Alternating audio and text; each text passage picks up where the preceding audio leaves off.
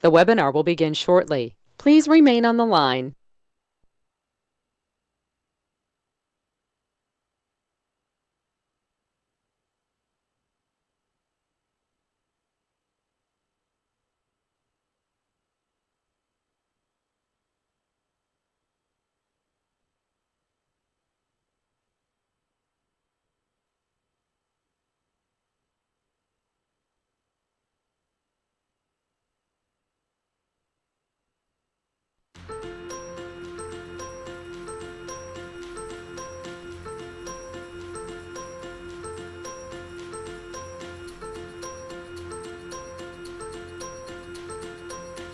The webinar will begin shortly. Please remain on the line.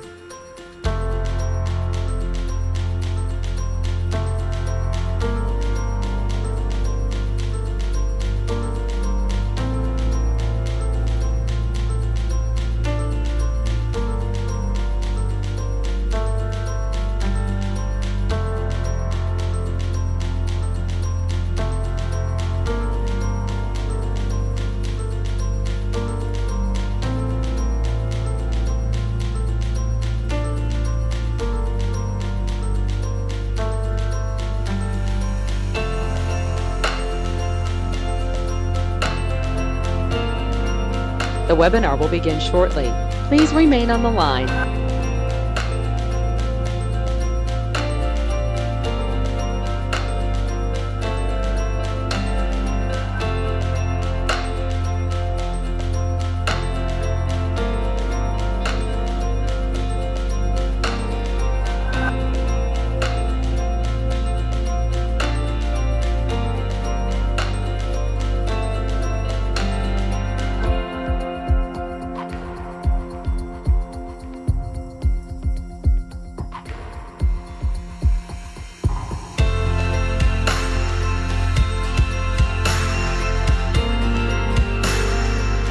The webinar will begin shortly.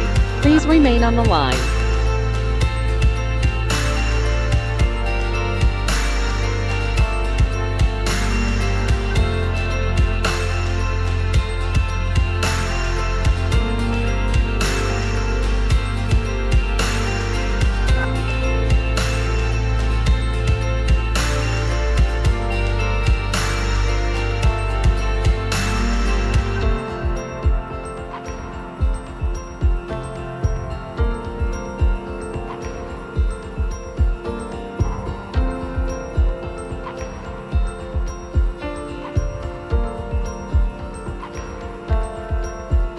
The webinar will begin shortly.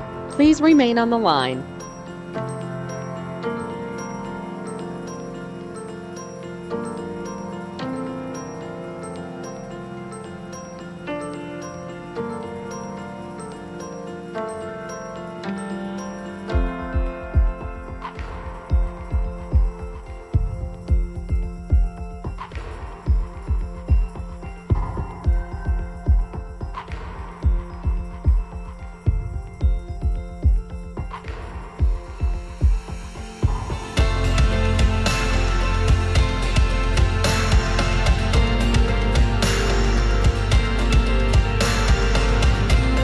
The webinar will begin shortly. Please remain on the line.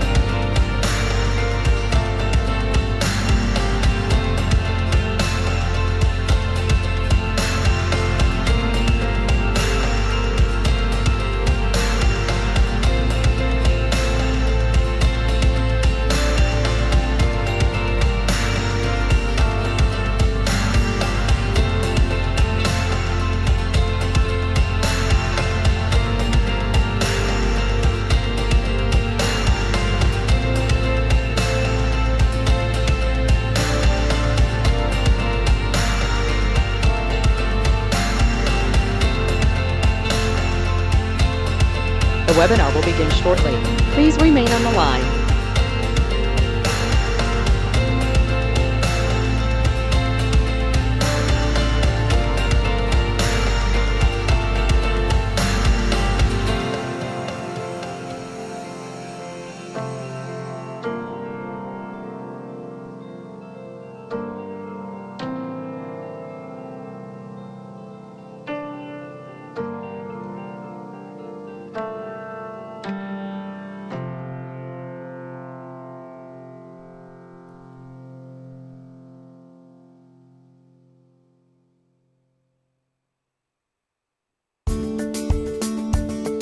The webinar will begin shortly.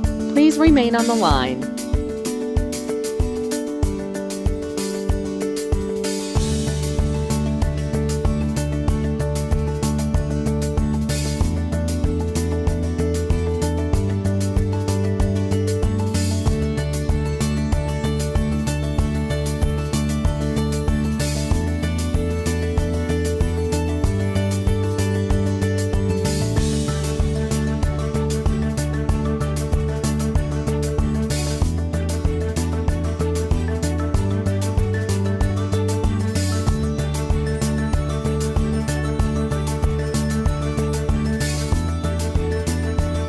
The webinar will begin shortly. Please remain on the line.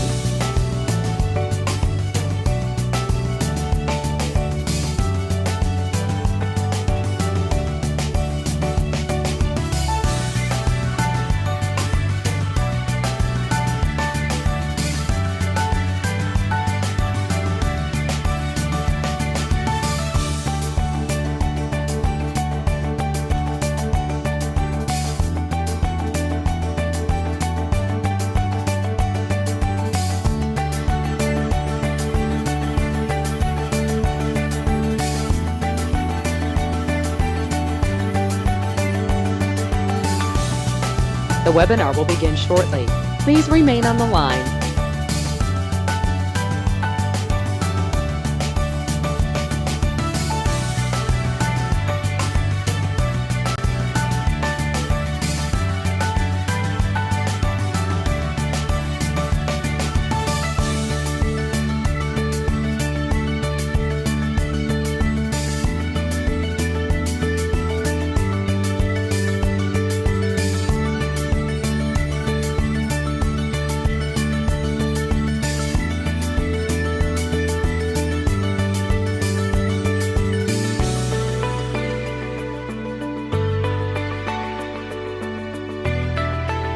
The webinar will begin shortly.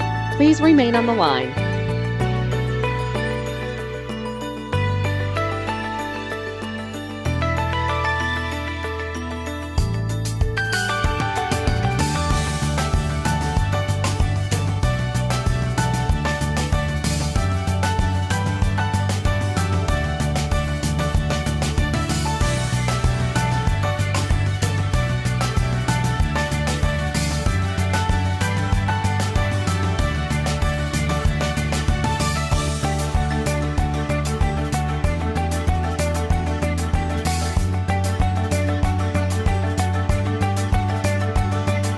The webinar will begin shortly.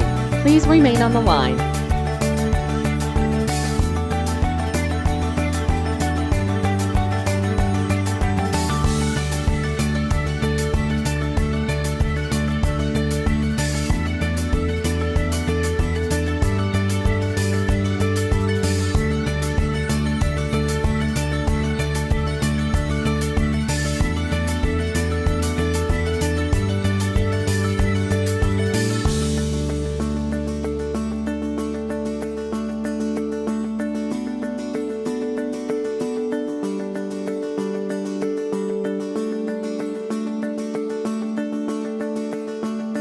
The webinar will begin shortly. Please remain on the line.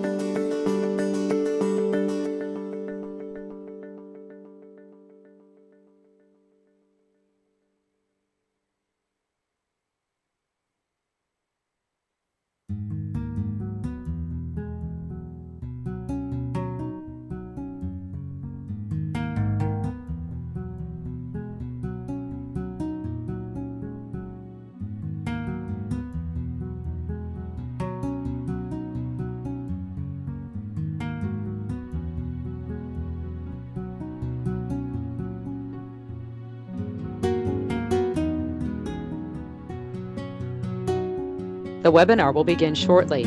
Please remain on the line.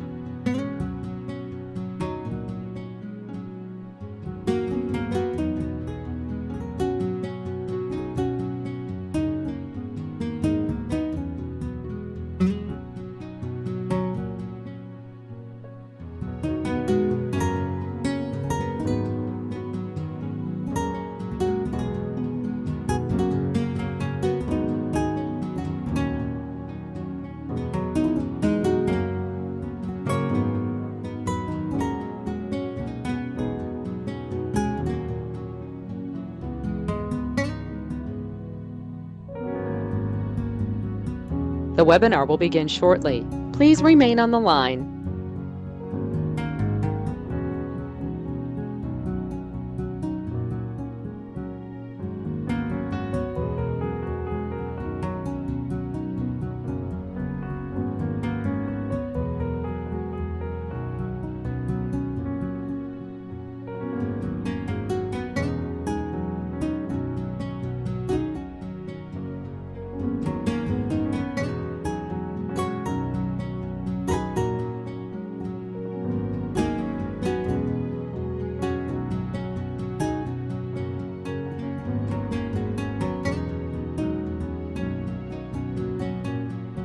The webinar will begin shortly.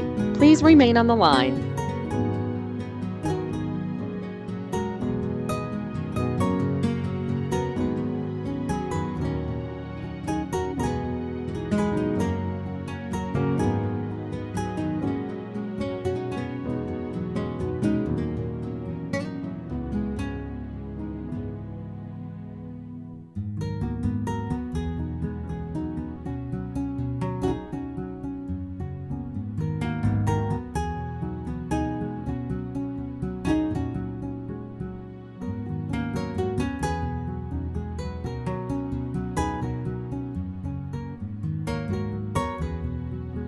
The webinar will begin shortly. Please remain on the line.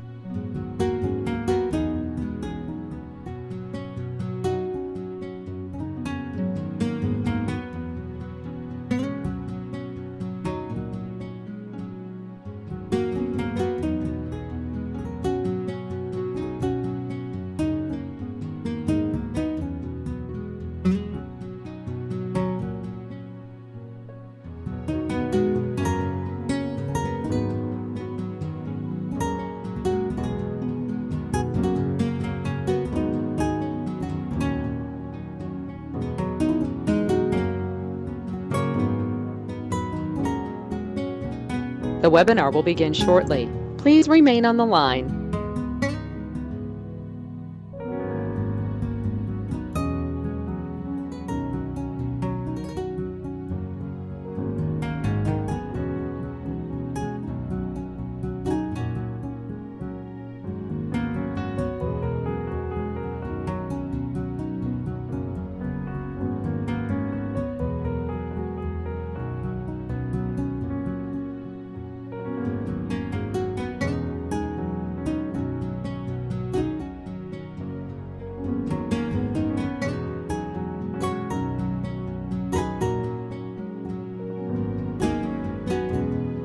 The webinar will begin shortly. Please remain on the line.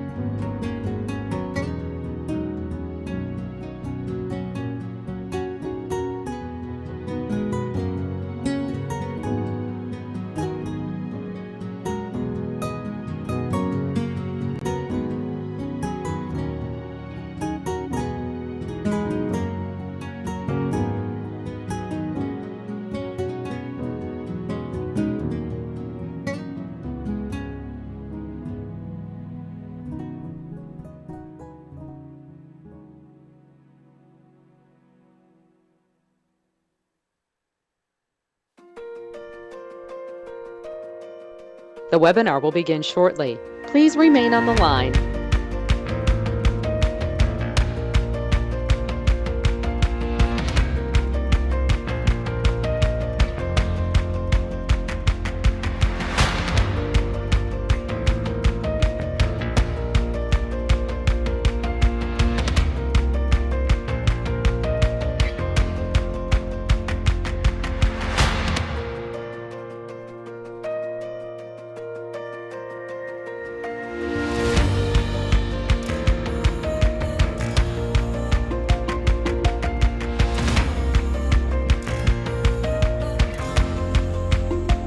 The webinar will begin shortly. Please remain on the line.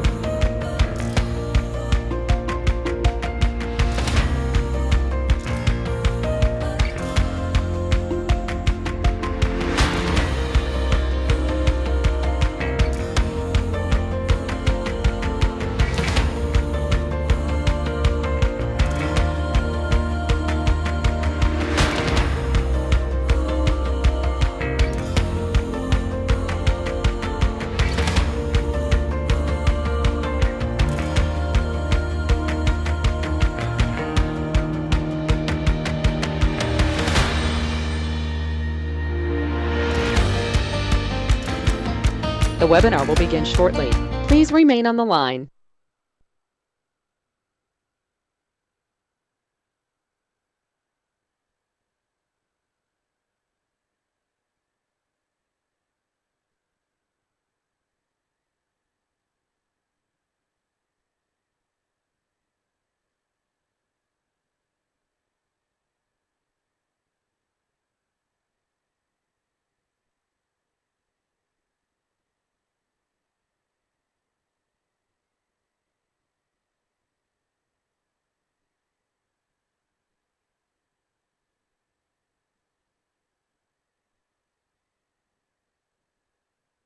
The webinar will begin shortly. Please remain on the line.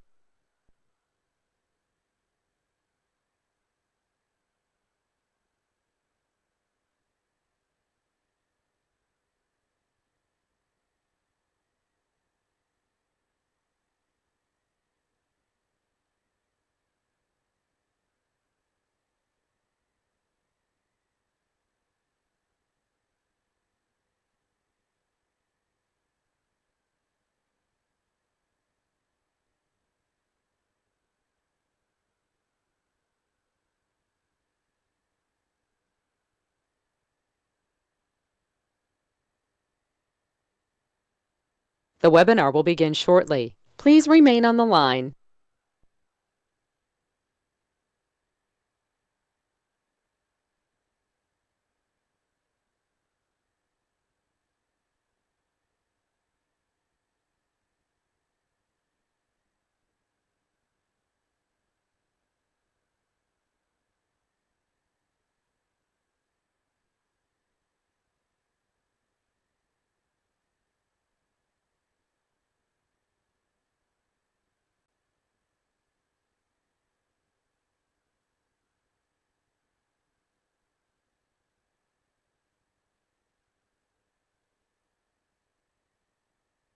The webinar will begin shortly. Please remain on the line.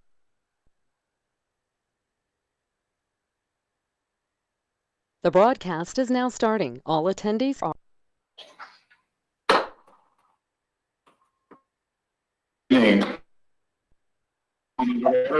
live and virtually. Sounds like we got a little bit of an echo there. Are we good in the audience? Okay, fantastic. As always, we always start our meeting in prayer, and tonight we're very, very pleased to have a pastor who's been here many times and led this commission in prayer. We're so honored to have you back again. It's Pastor Daniel Braddock from the First Assembly of God of Plant City, and he's going to lead us in prayer. Then afterwards, we're going to have the salute to our flag. So, Pastor, thank you so much for being here this evening.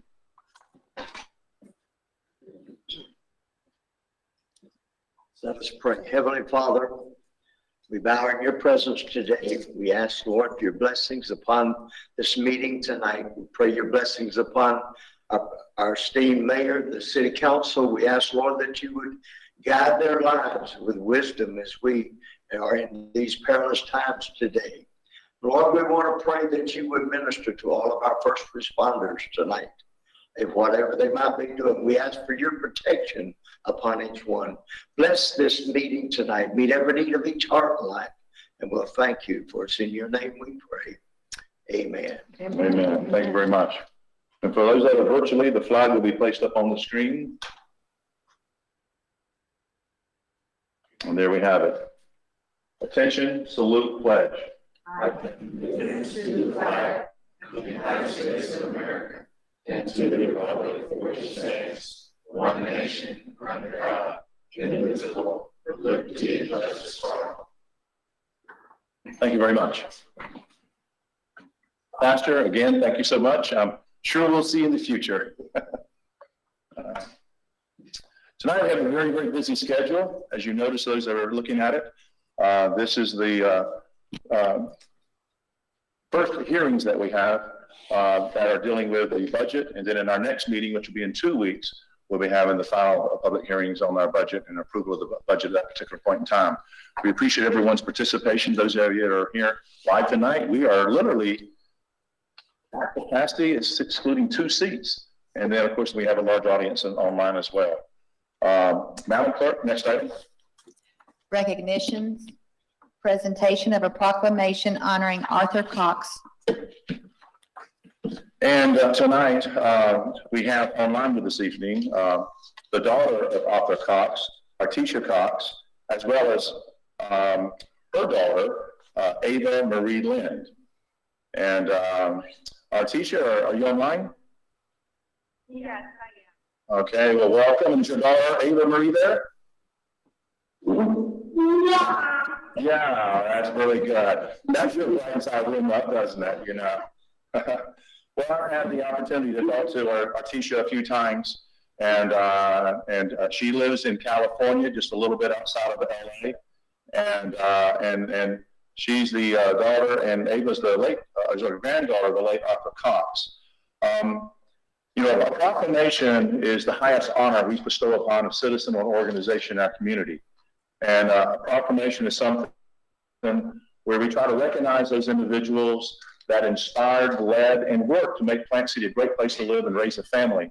And this one here is really, really special to me because Arthur and I actually grew up together. We played football together. We started in the Ponies, the Mustangs, the Colts, then went on from there, and I had an injury, but he didn't, and he went on and had an amazing NFL career. And then after his NFL career, came back to Plant City, and was just a true inspiration to our city and so forth. Arthur passed away about 6 or 8 weeks ago, and from there I had the opportunity to meet his daughter Artisha over the phone, and so we wanted to honor her father in Plant City for being a great man, a great father, a great grandfather, and for being a great leader, and he's definitely deserving of a proclamation in our community. I had to share a couple of laughs with Artisha because Arthur was that football player that was a man amongst boys. You know, if you played football, you know who I'm talking about. He was the guy that when you had to do certain drills like Oklahoma, when you saw Arthur on the other side of the line, you're going to have to go up against him. You would count to see where he was at in line, and if he was number 8, you didn't want to be number 8 on your line. You would actually try to put someone ahead of you or move to the back of the line because no one wanted to go up against Arthur Cox. He was just that guy. He gave 100% in everything he did.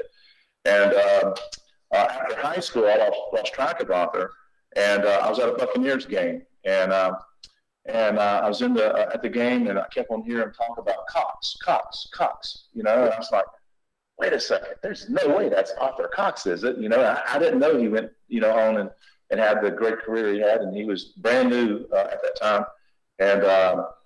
And so it was in the big sombrero, not the stadium we have now, but the older stadium. And I went down to the wall, and he was just such a great, loving guy. And I was, because there you could stand right behind where the players were at. And when he came off the field, and he was a massive man, and he came off the field, and he saw me there, and he ran over and just bear hugged me, and I was like in shock, like, what are you doing on this field, And he told me, he says, I got big, and boy, did he get big, and he had one heck of a career. So Artisha, so glad to have you online this evening, and your dad's one of those people that we were part of the class of 79. We had a lot of members that were part of the class of 79 here at our last meeting and so forth. And we sat around after the commission meeting, told old Arthur Cox stories about the high school days and so forth. So anyhow, Artisha, I want to go ahead and read the proclamation on the record on behalf of your father, and this proclamation will be sent to you. And let's make a separate one also, Madam Clerk, so we can send one to her daughter, Ava Marie Lind, as well, okay? And any other family members, I'd like to have one. But we're glad to have you online. I'm going to go ahead and read the proclamation on the record. And this will be forever recorded in the history of Plant City. And then we'll ask you if you'd like to say a few words afterwards. Is that fine, Artisha? Yes, it is. And Ava Marie, is that fine with you? Yeah. Okay, well, good. Okay. On behalf of the City Commission, the proclamation reads as such. Whereas on July 12, 2020, God in his infinite wisdom called from our community Arthur Dean Cox. And whereas Arthur Cox was born and raised in Plant City, and was an active member of the St. Luke Independent Church. And whereas Arthur Cox graduated from Plant City High School, and as a Raider, his football talent rapidly developed. And whereas Arthur Cox continued to exhibit his football prowess at Texas Southern University in Houston. Whereas in 1983, he was signed by the Atlanta Falcons, quickly becoming their starting tight end. And in 1988, Arthur Cox started with the San Diego Chargers. Whereas in 1991, after several games with the Miami Dolphins and the Cleveland Browns, Arthur Cox retired at the age of 30 with 137 games played, 170 catches for 1,758 yards and 10 touchdowns. Whereas in 2018, Arthur Cox was listed as one of the all-time top 5 tight ends in receiving yards for the Atlanta Falcons. And whereas after his retirement, he counseled young athletes on the importance of academics as well as athletics. Now, therefore, I reply, as mayor of the city of Plant City, do hereby recognize the life of Arthur Dean Cox as a law-abiding and generous man, as well as an extremely talented football player who will be missed by his family, his friends, his teammates, and this community. Artisa, thank you so much for allowing us to honor your father tonight. And at this time, I'd like to turn the microphone over to you. Okay. I just want to thank everyone for this opportunity and Plant City. It's really an honor. My dad, he was a very special person, and and I would like to continue his legacy. Sorry, it's a little difficult for me right now. He was very special. He taught me and my daughter a lot. He also showed us, state of Florida, and that was the first time that I was able to visit about a year ago. And I learned so much from him.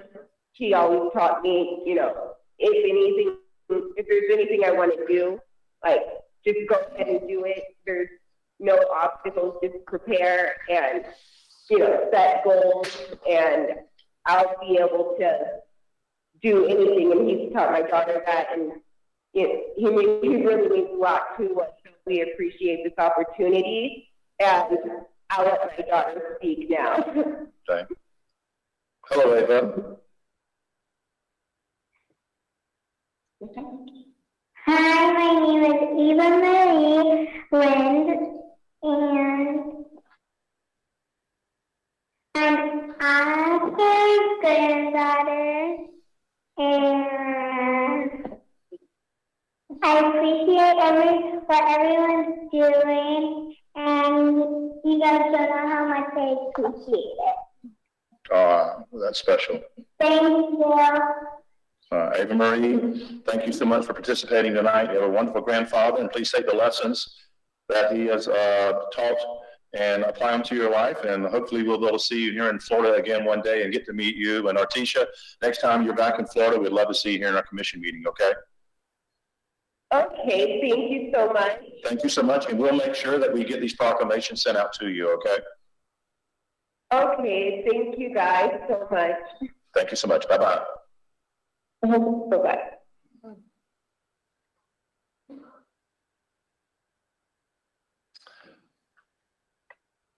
Madam Clerk. Okay. Public comments? Okay.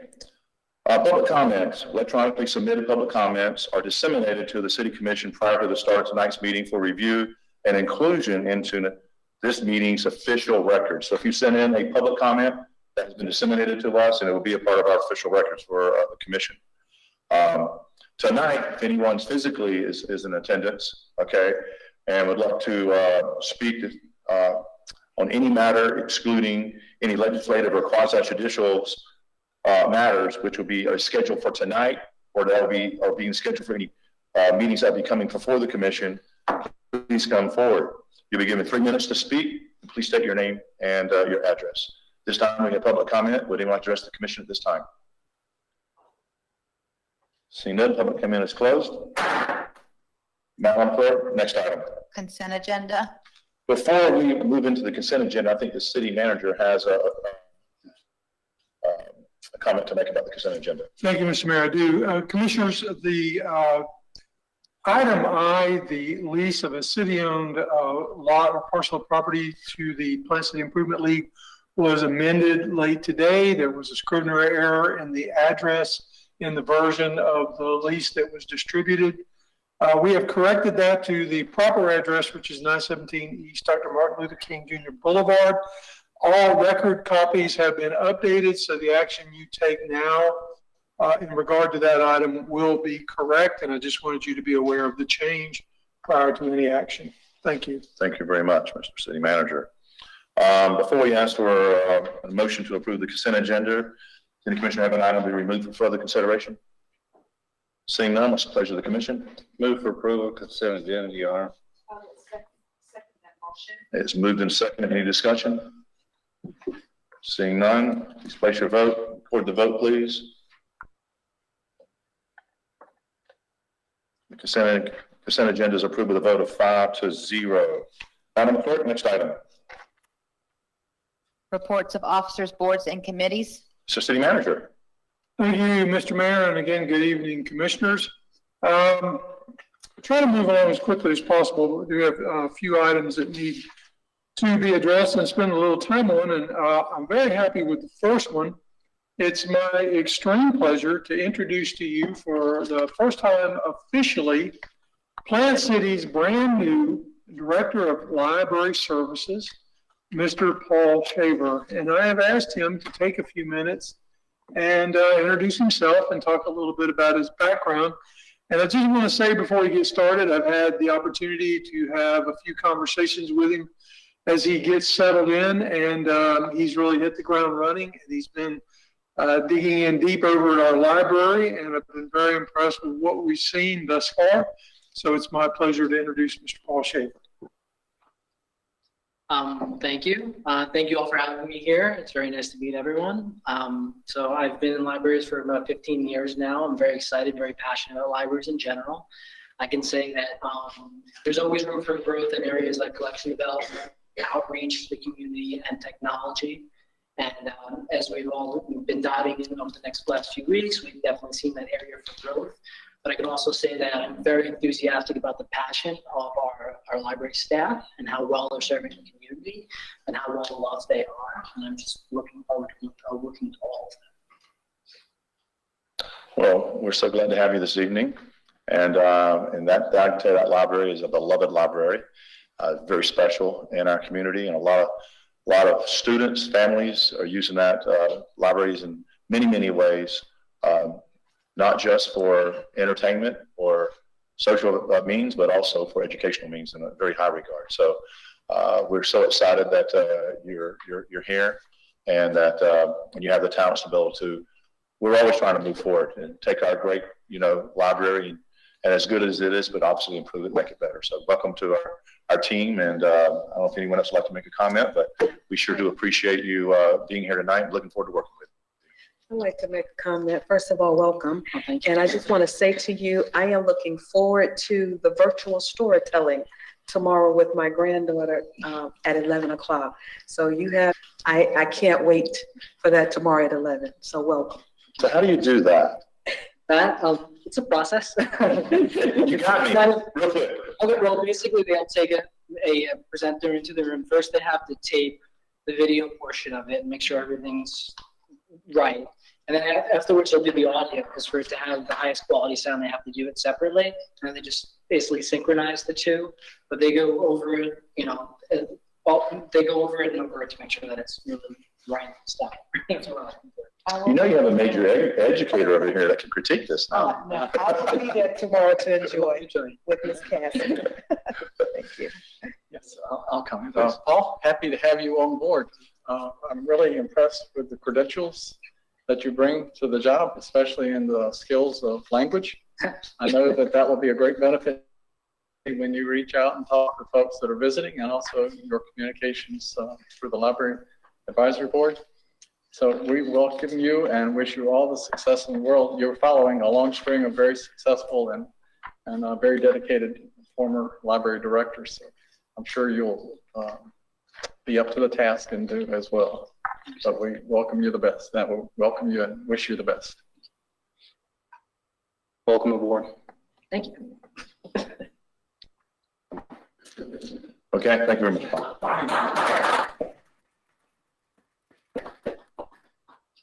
City Manager? A couple of other items. Commission, we have an opportunity to refinance 3 outstanding SRF loans that are active in our water sewer utility fund presently.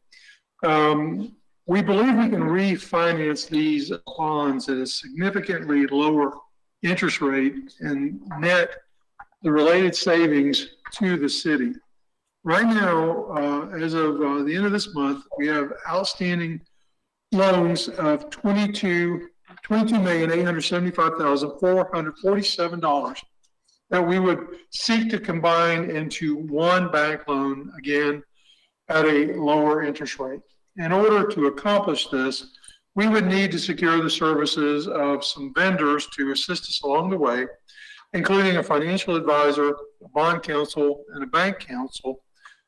And we would basically go out to the market through these vendors, seeking a lower interest rate loan, and then be in a position to realize savings that we currently estimate at about $862,000 in reduced interest. In order to do that, I'm seeking direction or consensus from the City Commission on 2 important points. Number one, that you would like us to go out and seek such a refinancing, test the market, work with these vendors, and find out what's available. Of course, the end result of that would be brought back to you for review and approval before any commitments were actually made. And then the other thing we need direction on, because it will factor into how the refinancing is structured and some of the bond covenants, is how we would intend to realize the savings. And we have 2 basic options. One, we can take that $862,000 upfront, and we would have that money, and we would have to apply it to a project or projects that would be identified through this process and become part of the bond covenants.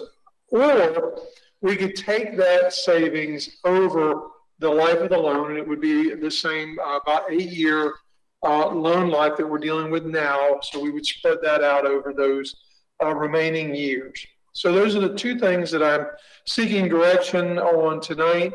One, if it is your pleasure that we seek the refinancing, and 2, what you would prefer to see us do as far as the savings, take it up front or spread it over the life of the loan.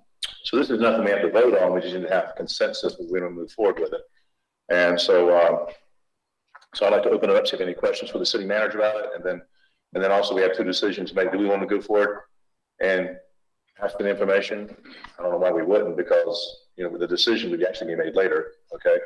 And, but then I think the real decision that needs to be made tonight is, because that's going to be in the RFP, is do we take the money up front or do we take it over a period of time? Any conversations? I'll start. I think it's wonderful. I'm thrilled about the fact that we can save that significant amount of money just by simply going out to the market and getting a better rate than what we got when we initiated the bonds. And I think it would offer a tremendous opportunity if we took the money and used it now, because we'd be spending today's dollars instead of spreading it out over 8 years. And in the course of that time, you never know exactly how the market's going to go up and go down, but typically it goes up when it's down to start with. So if it goes up, you're going to be losing money that you could have gained by investing it now. And one of the main projects that we have scheduled over the next 4 years for funding that would make a tremendous outcome difference in our community is for the McIntosh Park Preserve escalating its movement forward, if it would be of interest to do that. For me, I think that would be a reasonable utility of the savings that would benefit by getting a refinance loan at today's dollars. Okay. Mr. Senator, we're not extending the timetables out. It's the same timetable we have now, right? Yes. Okay, so we're not adding years on. Oh, no, Just still the expiration would be the same. Yeah. Okay. Any other comments? Yes, Your Honor. So thrilled, obviously. I'm disappointed I didn't think of it, but congratulations to our great team that came up with these awesome opportunities. Do we have a sense of whether or not the decision to take it up front or over the term of the bond would impact the rate? I think all things being equal, to Commissioner Dodson's point, time value of money would suggest that you take it up front if the rate's the same. But I don't know if that would necessarily be the case, or do we need to leave that open-ended enough to have our vendors opine on that issue? I really see that as part of what we would bring back, because as part of this exploration, we would have answers to that, and they would be concrete. Right. I'm just looking for the direction and consensus on what your preference would be, and we would certainly bring back the options. Could we also, instead of, if we were able to take it up front at a commensurate rate, could we use that just to buy down the bond versus using those dollars for another project? Okay. I can bring that forward to the financial advisor as well. Okay. As we're seeking. Which would create additional advice. savings. Yes, then you would have and maybe that's what, never mind, I'm going back. Your debt service would be lower, so that's what it would be doing. Your debt service is going to be $131,000 lower if you apply the savings way. Yeah, okay. So we're saying move forward, but let's look at our options. That's where I'm at. Thank you, Your Honor. Yes, sir. I concur with that.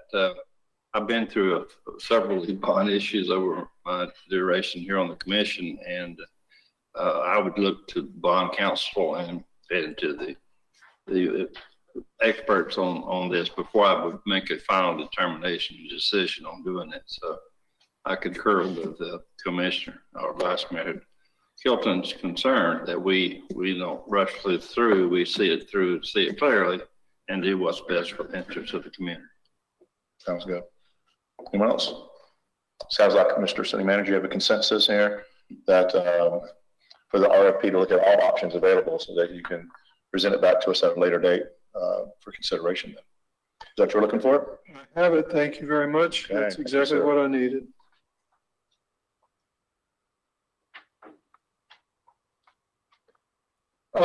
Recently, we put out a RFP for development of city-owned property that we internally have been commonly referring to as the Rogers Lane property. It is located at the intersection of Wheeler Street and Dr. Martin Luther King Jr. Boulevard. We put that out seeking proposals to develop that property. We received 2 responses. The first one, and we went through our normal RFP review process. Internally, we convene a committee that reviews the proposals. They score them on set criteria. And as a result of that, we came out with a rank ordering the top firm. In that review process was a local firm, Solution Source. We did have a second firm that was also part local, part out of state, Southeast Building and Land LLC.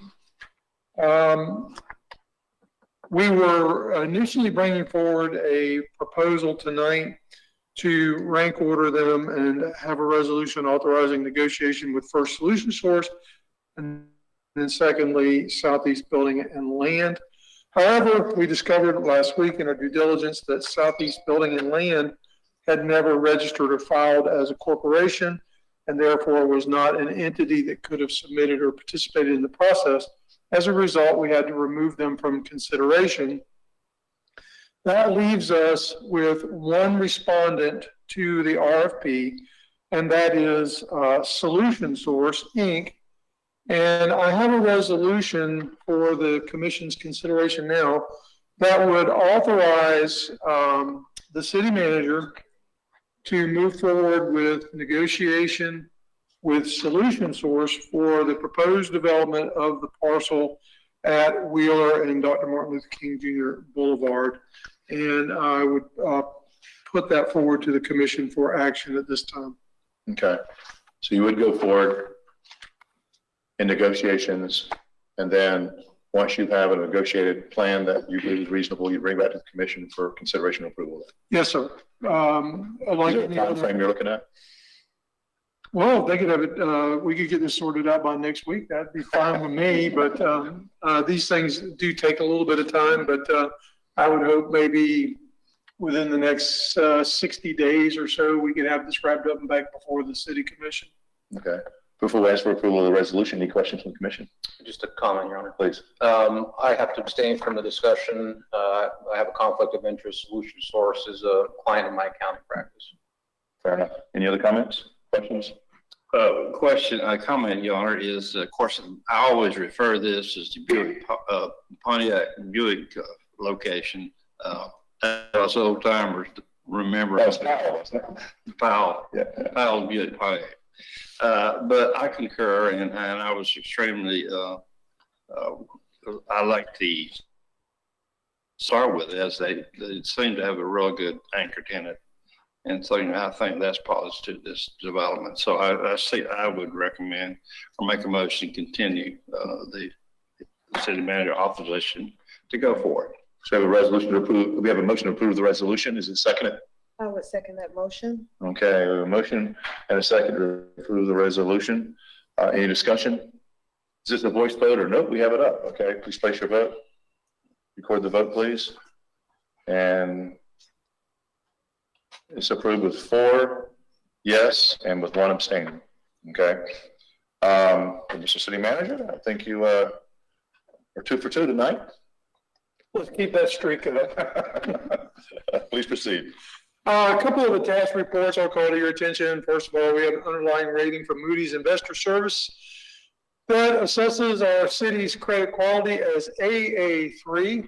That rating means that we are judged to be of high quality and subject to very low credit risk. The rating reflects a robust, strong financial position, an extremely small debt burden, a moderate pension liability, and healthy economy and tax base. And I'm sure you would agree that that was great news to see that in our assessment. But the vice mayor's on the edge of his chair here. I want to make a comment. So he's looking at it. What we just talked about is fantastic. Get those low rates. So that's attached for your review. And then also I will point out that our August social media report is also attached for you to look at. And again, the numbers continue to reflect our outreach to our community in our various forums, on our various channels. And very happy to be able to continue that and continue communicating with our community. I will let the rest of the report stand for itself, and I stand for any questions if there are. Any questions, City Manager? Seeing none, City Attorney? No report, Mr. Mayor. Madam Clerk? No report. Commissioner Mathis?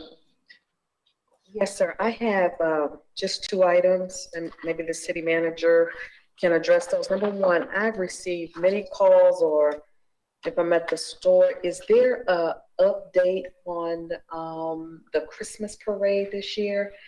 And especially today, I guess, since Macy's, they're going virtual for the first time ever.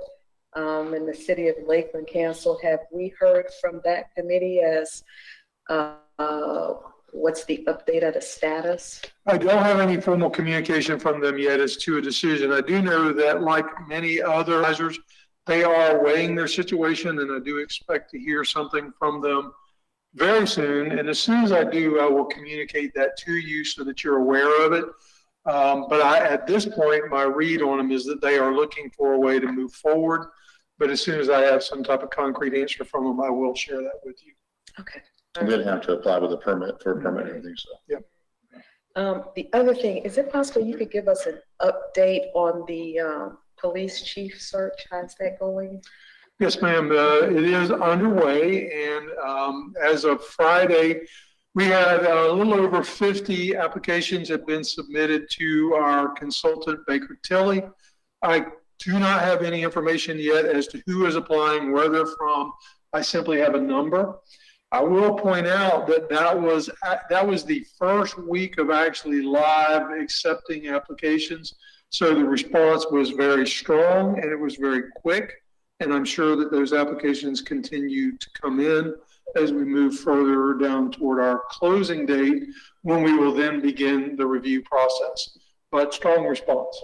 And one other question, well, this year, I know when Chief came before, we had a community group that once they brought it down to what, maybe 5 or 10, will we have that process this time as well? I intend to use a number of tools, including community outreach, and do the type of one-on-one meet and greets like you saw, well, quite frankly, like you used in the city manager process. I found going through that myself to be extremely beneficial, not only for the community, but also for the candidates, and intend to use that. Intend to use a variety of panel interviews and other tools, very similar to what you used in the city manager search, to make sure that we have an ample opportunity to assess the finalists. And that would be late in the process as we whittle down that very healthy list of interested applicants. Okay, thank you so much. That's it, sir. Thank you, Mr. Mathis. Mr. Dodson. Red light on there. Well, considering the schedule we have tonight with all the items related to the budget on it, I'm going to pass on offering any comments that I might have otherwise made, and we'll save a few minutes that way. Okay. Thank you, Mr. Spartman. I'll adhere to what Commissioner Dodson said. I have no further comment at this time, Your Honor. No, that's more your honor. Then I'm going to follow suit. Okay, as well. That's history making. That is history making. Let's mark this one down, right? Oh, goodness. Madam Clerk. Legislative public hearings, public hearing on tentative millage rate and tentative budget.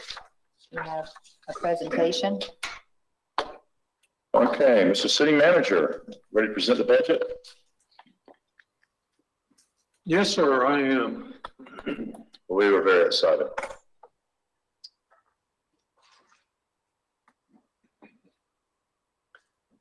Well, I'm actually excited too, because, it's that time of year again. We're doing our public presentation on the proposed budget. And we get to talk a little bit more about the numbers, which, as you'll recall, we've been in great detail in the workshop. We went through the actual fiscal impacts of the budget. And we'll touch on that tonight. But this is our opportunity to concentrate largely on what we've accomplished as we close out the current budget year and what we are proposing to accomplish in the fiscal year that lies ahead beginning October 1st. As you know, all of our budgeting is built or centered around the 5 core strategies that we operate under as a staff. And there on your screen. And, we concentrate on facilitating economic development, fostering community engagement, empowering outstanding customer service, engaging in effective communication, and maximizing our organizational effectiveness. These 5 principles guide us in what we are trying to accomplish. I'll start out with a little bit of a review of a year in review. A lot happened in the current fiscal year. And despite having to deal with a global pandemic and pivot, adjust, tap dance, and a few other maneuvers to adjust to that reality, we still ended up having a pretty fruitful year in many ways. First of all, we completed the new Sadie Gibbs Martin Community Center, and on August 13th, we all were there and had the pleasure of dedicating that new facility to the community. And I can tell you that it's been a hit. And I was conversing with the mayor earlier today as we did what I call our show prep, going over the agenda and making sure that we had everything ironed out the way it needed to be. And we were talking about our experiences dropping by and visiting. This is a true community center. It's being heavily used by our community, and it's fantastic to see. So I think that's one of our crowning achievements for the current fiscal year, to have that facility completed, dedicated, and now open for our citizens to enjoy. Under budget. And on time, under budget, absolutely. I keep asking our CFO to give me the actual number because I want to come back and report what that number is. And I look forward to doing that, hopefully, as early as our next commission meeting, possibly. The other thing is that we are drawing very near to completion of fire station number 3. If you've had the opportunity to drive by and see it, it is beautiful. And we are getting very close to being able to dedicate it. It is our hope that we will have the dedication in October. I will mention, as you all know, October is a very difficult month to schedule because everyone has travel plans in October. So we have a backup plan in the event that the one single day in October that will work doesn't work. We'll go to an early November dedication, but the fire station is nearing completion and we're all excited about that.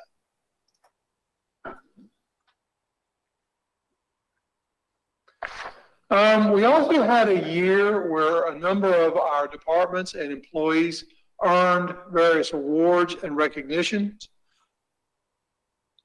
Not that I'm biased or anything, but the police department, first of all, this year earned the very prestigious Excelsior level of state accreditation. Now, this is a level of accreditation reserved for those agencies that have been committed to accreditation for a very long time.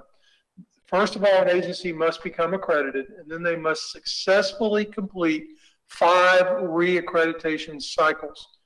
And they have to complete them with no errors and no marks, if you will, no failures in the several hundred standards that must be achieved. And I'll remind you that this actually represents an 18-year process to get to this level, to be designated an Excelsior agency. And there are very few agencies, very few accredited agencies in the state of Florida that also have the Excelsior level of accreditation. So very pleased, very proud of our police department and the staff there that made that possible. And they picked that up in February.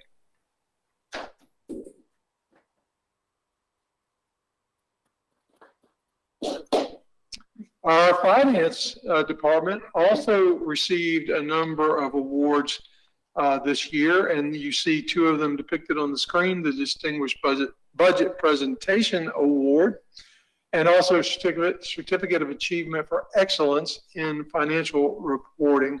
I can tell you that our finance department does a great job, and the CFO and I get to spend a lot of quality time together, and it's always a pleasure working with her and her staff. And I will point out that, as I've said in the last couple of these budget presentations, my favorite millennial is over in the corner, Lauren Chateau, our budget manager. Lauren actually does all of the artwork and the layout on this budget presentation that you are seeing tonight. And quite frankly, I think it's representative of the quality of work that we enjoy from our finance department. They deserve a round of applause.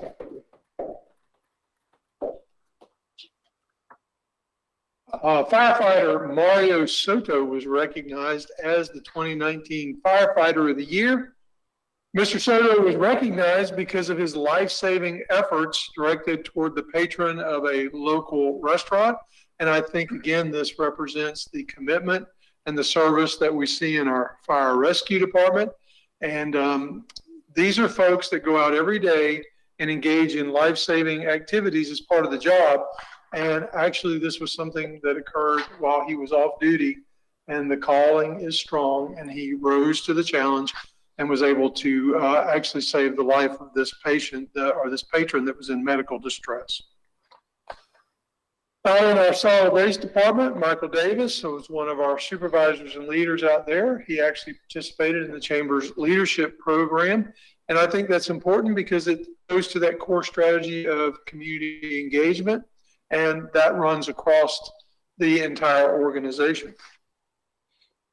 In our utilities department, we picked up a number of awards for our water and sewer operation. Most important, most prestigious of them being the 2020 Earl B. Phelps first place award. This is an outstanding award for us to pick up, and it's one that our utilities department is not a stranger to. They generally place in the first, second, or third category with the Earl Phelps Award, and it represents not only the quality of our water, but also our operations out there in the utilities department. So we're happy to see that. And then a number of our utilities employees also received awards, including Wastewater Operator of the Year for Zoe Chiser, Wastewater System Office Employee of the Year for Patsy Fryer, and our one and only Patrick Murph, received the William Hatfield Award. And as you will recall, this is a string of awards that Mr. Murphy has picked up for his excellence in service out in our utilities department.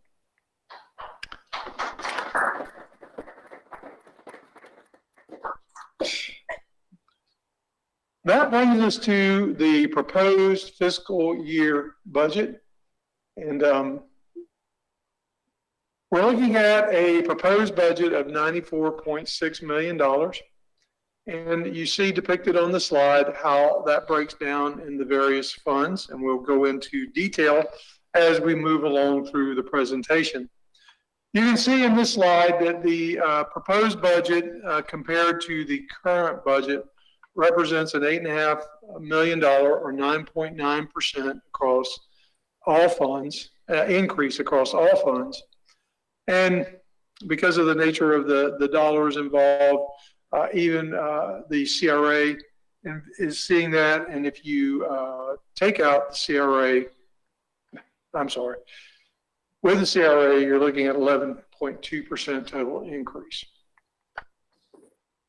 Our millage rate remains the same, but our property values did increase. We saw an 11.5% increase throughout the city with a 7.8% increase in the CRA.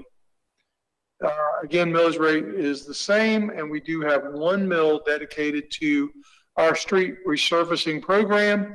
You can see in the right panel, $2 million in citywide street resurfacing, $161,000 in the CRA area, and $325,000 in street maintenance, brings us to $2.5 million being invested in our street resurfacing program in the coming fiscal year.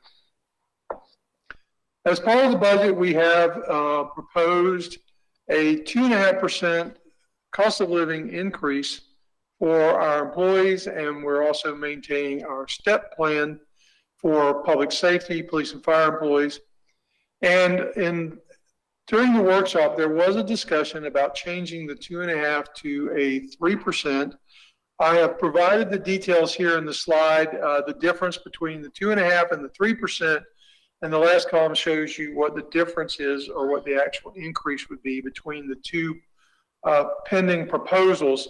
I would ask for the City Commission to provide us direction on this question at this point, because as we go forward and you are adopting the budget, you will be adopting whatever the decision is as a part of it, and we would need to have that clarified to move forward. So at this time, we're going to pause on the budget presentation, and because this is the decision we need to make at this time in our budget. And Commissioner Mathis, this was the item that you brought up in our last workshop. Yes. So I'm going to present it over to you so that you can restate the reason that instead of doing a 2.5% increase, you're recommending a 3% increase. Okay. Thank you. And first of all, thank you to the Finance Committee. Thank you to the City Manager for that presentation. First and foremost, I think as you sit as a public official, there are certain areas that become near and dear to you. One for me is code enforcement. I mean, I believe that we need to take care of what we have, make sure we keep our city clean. That's one thing that's always been near and dear to me. And I had Trey Tolles when he was in that department on speed dial as I'm riding around and see things. And another I think we all hold dear to us is the employees. And I had this long drawn out statement, but I want to go back to the presentation that the city manager just made in that PowerPoint to make my case even clearer. We have moved, even in this pandemic, this city commission and these city employees, we still move forward on projects that was put before us. The Sadie Gibbs Martin Community Center, Fire Station number 3 and other things. And then look at the number of awards and recognitions that our city employees have received. And even though City Hall was closed and I made the statement, our city employees didn't miss a beat. And I've just heard accolades about that I've heard that yes, they feel that they deserve it. They picked up our trash twice a week, and on Wednesday, city employees did not miss a beat when it came to the services that they give us. Now, some people, and I think I heard Commissioner Nate say, well, maybe some people may not agree with this because they've been going through it, and this may be true. But the reason I felt for the 3% is that these city employees have been here day in, day out. Our police department, look at the award they received, our fire. And I will say my own personal experience as a private citizen myself, I had a car wreck on June 22nd. It was very scary. And let me tell you, they were there for me. And even one of the paramedics, when they took me to the ER, because I didn't want to go, I'm like, you sure it's safe? But I was hurting. He stayed right there with me in that room until the doctors got there.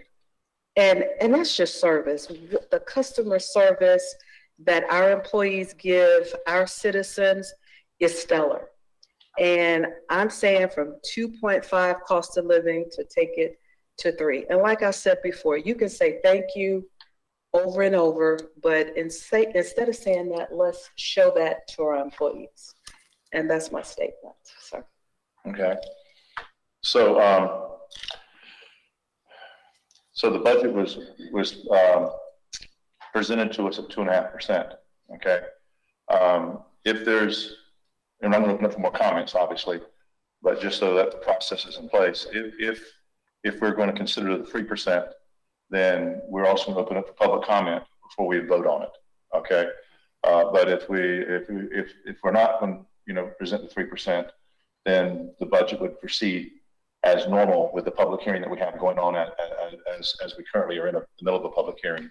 And so, so I just want to, so if we're going to consider 3% open to public comment, if not, then it would stay at 2.5%. And then we would have public comment at the end of the budget, okay, for consideration, okay? So we've heard from Commissioner Mathis. Would anyone else like to speak about this matter before we ask for it? Yeah. Again, similar to my comments from the workshop, I really appreciate Commissioner Mathis and where her heart is on this.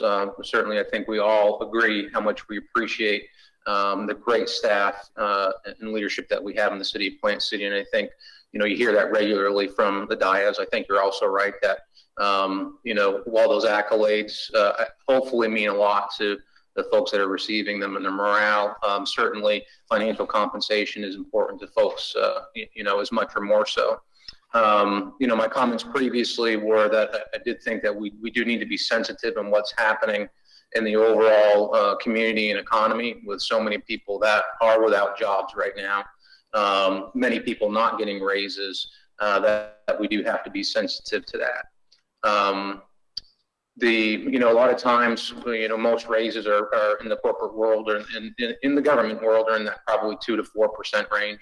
So this is not, out of line with what I think is reasonable and fair.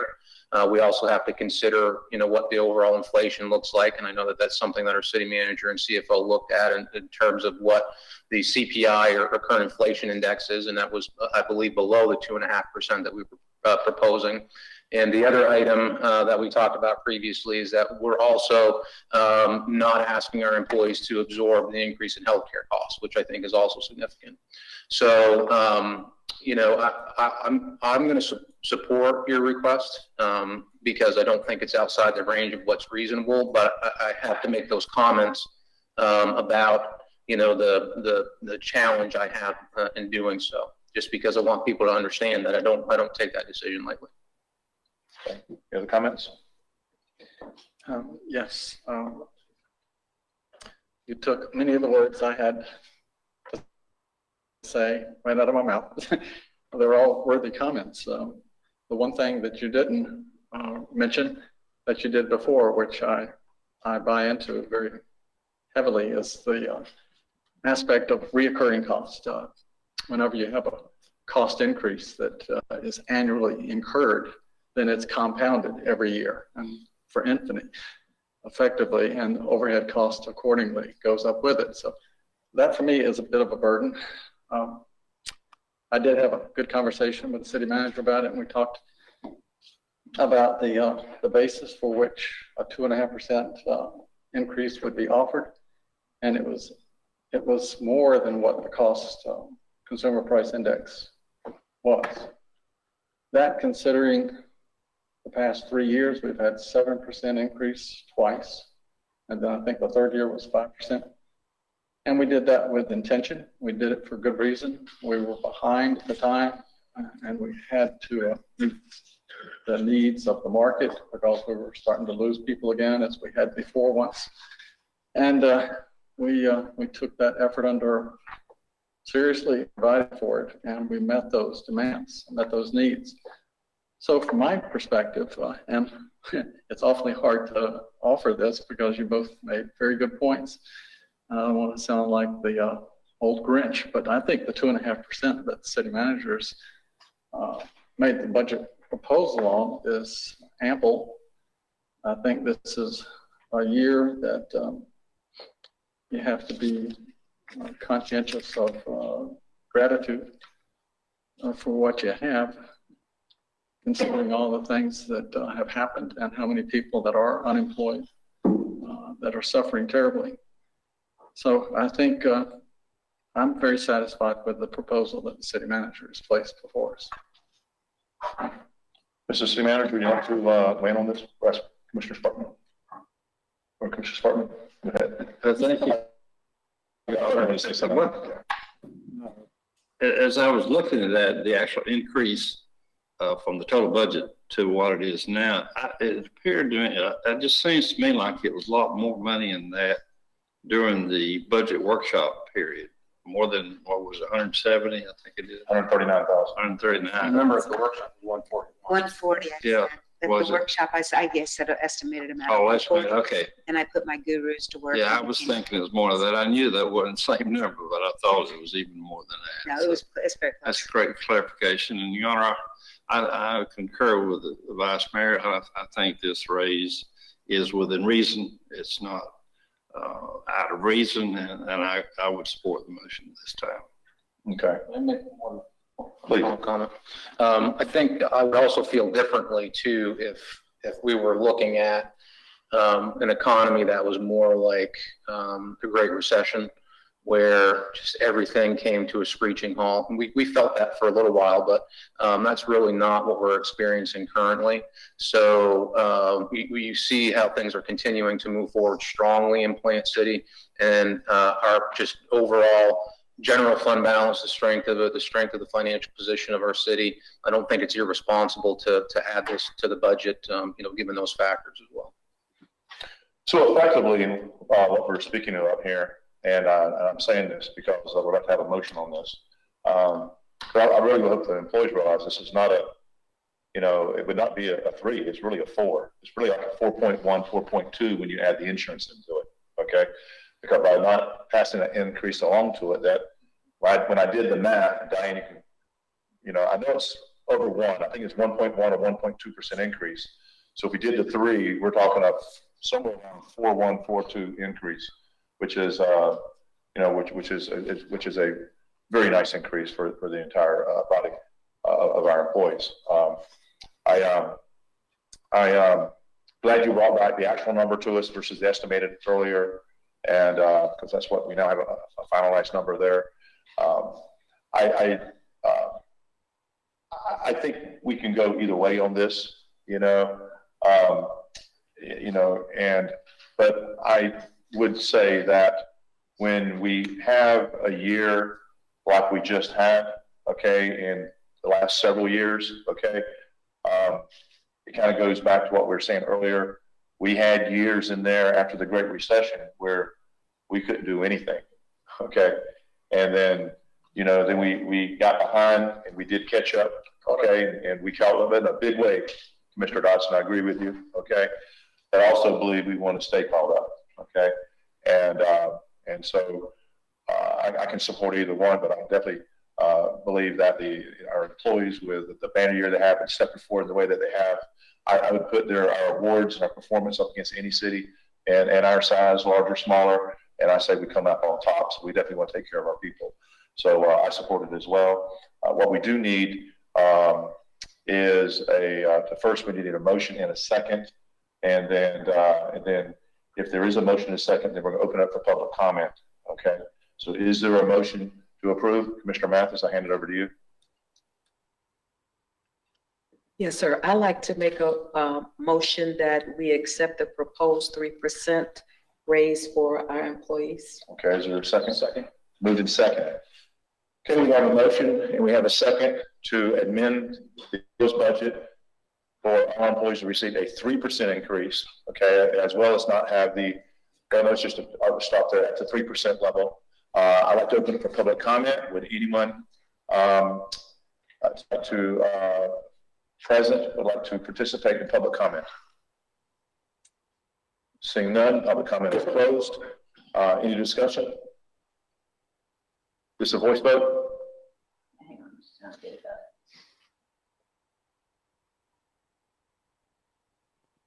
It's not gonna let me get up because we're in the middle of this presentation. You have to put it on voice vote. Get it, hang on just a minute. All right, there we go. Okay, place your vote, please. Record the vote, please. And it's approved with a vote of 5-0. Okay. Commissioner Mathis, thank you for bringing this up. Thank you. Appreciate your leadership on that. Thank you.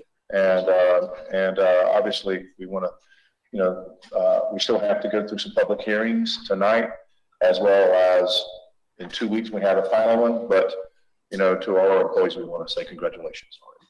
Okay. City Manager. Thank you, sir. Moving forward. We've already discussed it, but the proposed budget also covers the cost, the additional cost of health insurance for our employees. That represents a $347,000 additional investment. We are also continuing our tuition reimbursement program. We make this available to our employees who qualify and who are going through higher education. We have had 5 people take advantage of that in the current fiscal year. We are also proposing in this budget some new positions, 8.5 to be exact. The half actually eliminates the last part-time position in our city inventory. We convert a customer service clerk out of utility building from part-time to full-time. We're also proposing to add a building inspector. This is directly related to the volume of inspections that we are doing because of the ongoing development here in our city. We are proposing an administrative assistant to improve the public interface and operations in our cemetery operations.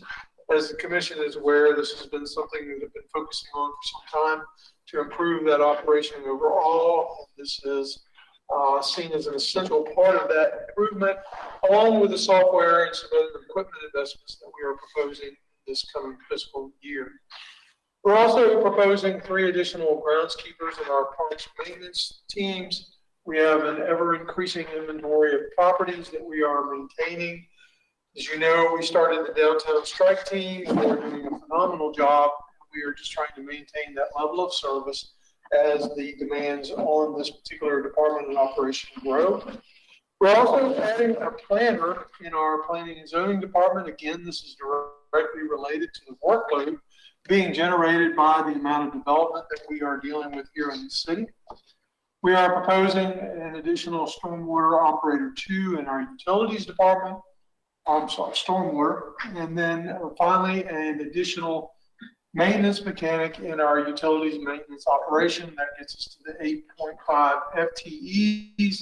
And you see the total cost, $335,590. Here we have summarized the position counts for you. Our current FTEs at 445.5, adding 6 in the governmental funds, 2.5 in the enterprise funds, would bring us to a proposed total FTE of 464. Even with those additions, you can see in the chart there to the right, we are still at a rate of employees per 1,000 population or citizens that is lower than it was in 2012. I think that's one of the top key factors in our financial statement right there. That's where the recurring costs will each up over Yes. time. We manage that, continue to grow our city, we'll always be financially healthy. That's right. So I'm sorry, go ahead. No, sir. And you did a great job with that, by the way. We are continuing our investment in our communication strategies with our social media outreach. You can see some of the channels that we operate on and some of the numbers. I think that when you look at the fact that we've reached 1.3 million people with our Facebook channel alone, and if we were to go back to the beginning of this, I can assure you the number was nowhere near 1.3 million. It wasn't even the 0.3. I think the number was like in a whole year, like if we were lucky, it was 30,000, and we're at 1.3 million. And then we have the YouTube watch time, and I'm always disappointed. I'm always fussing with Fried Egg about, I really want like 68,000 views on YouTube, and we're just not there, but we are continuing to grow. We're now on next door with 82,000 impressions, 397 followers on Twitter. Come on, Twitter, catch up. We have 5,800 newsletter subscribers. This is our city newsletter that goes out via email, and I think it's great, and we continue to grow. If you were on social media this past weekend, you see that we are soliciting for more people to subscribe.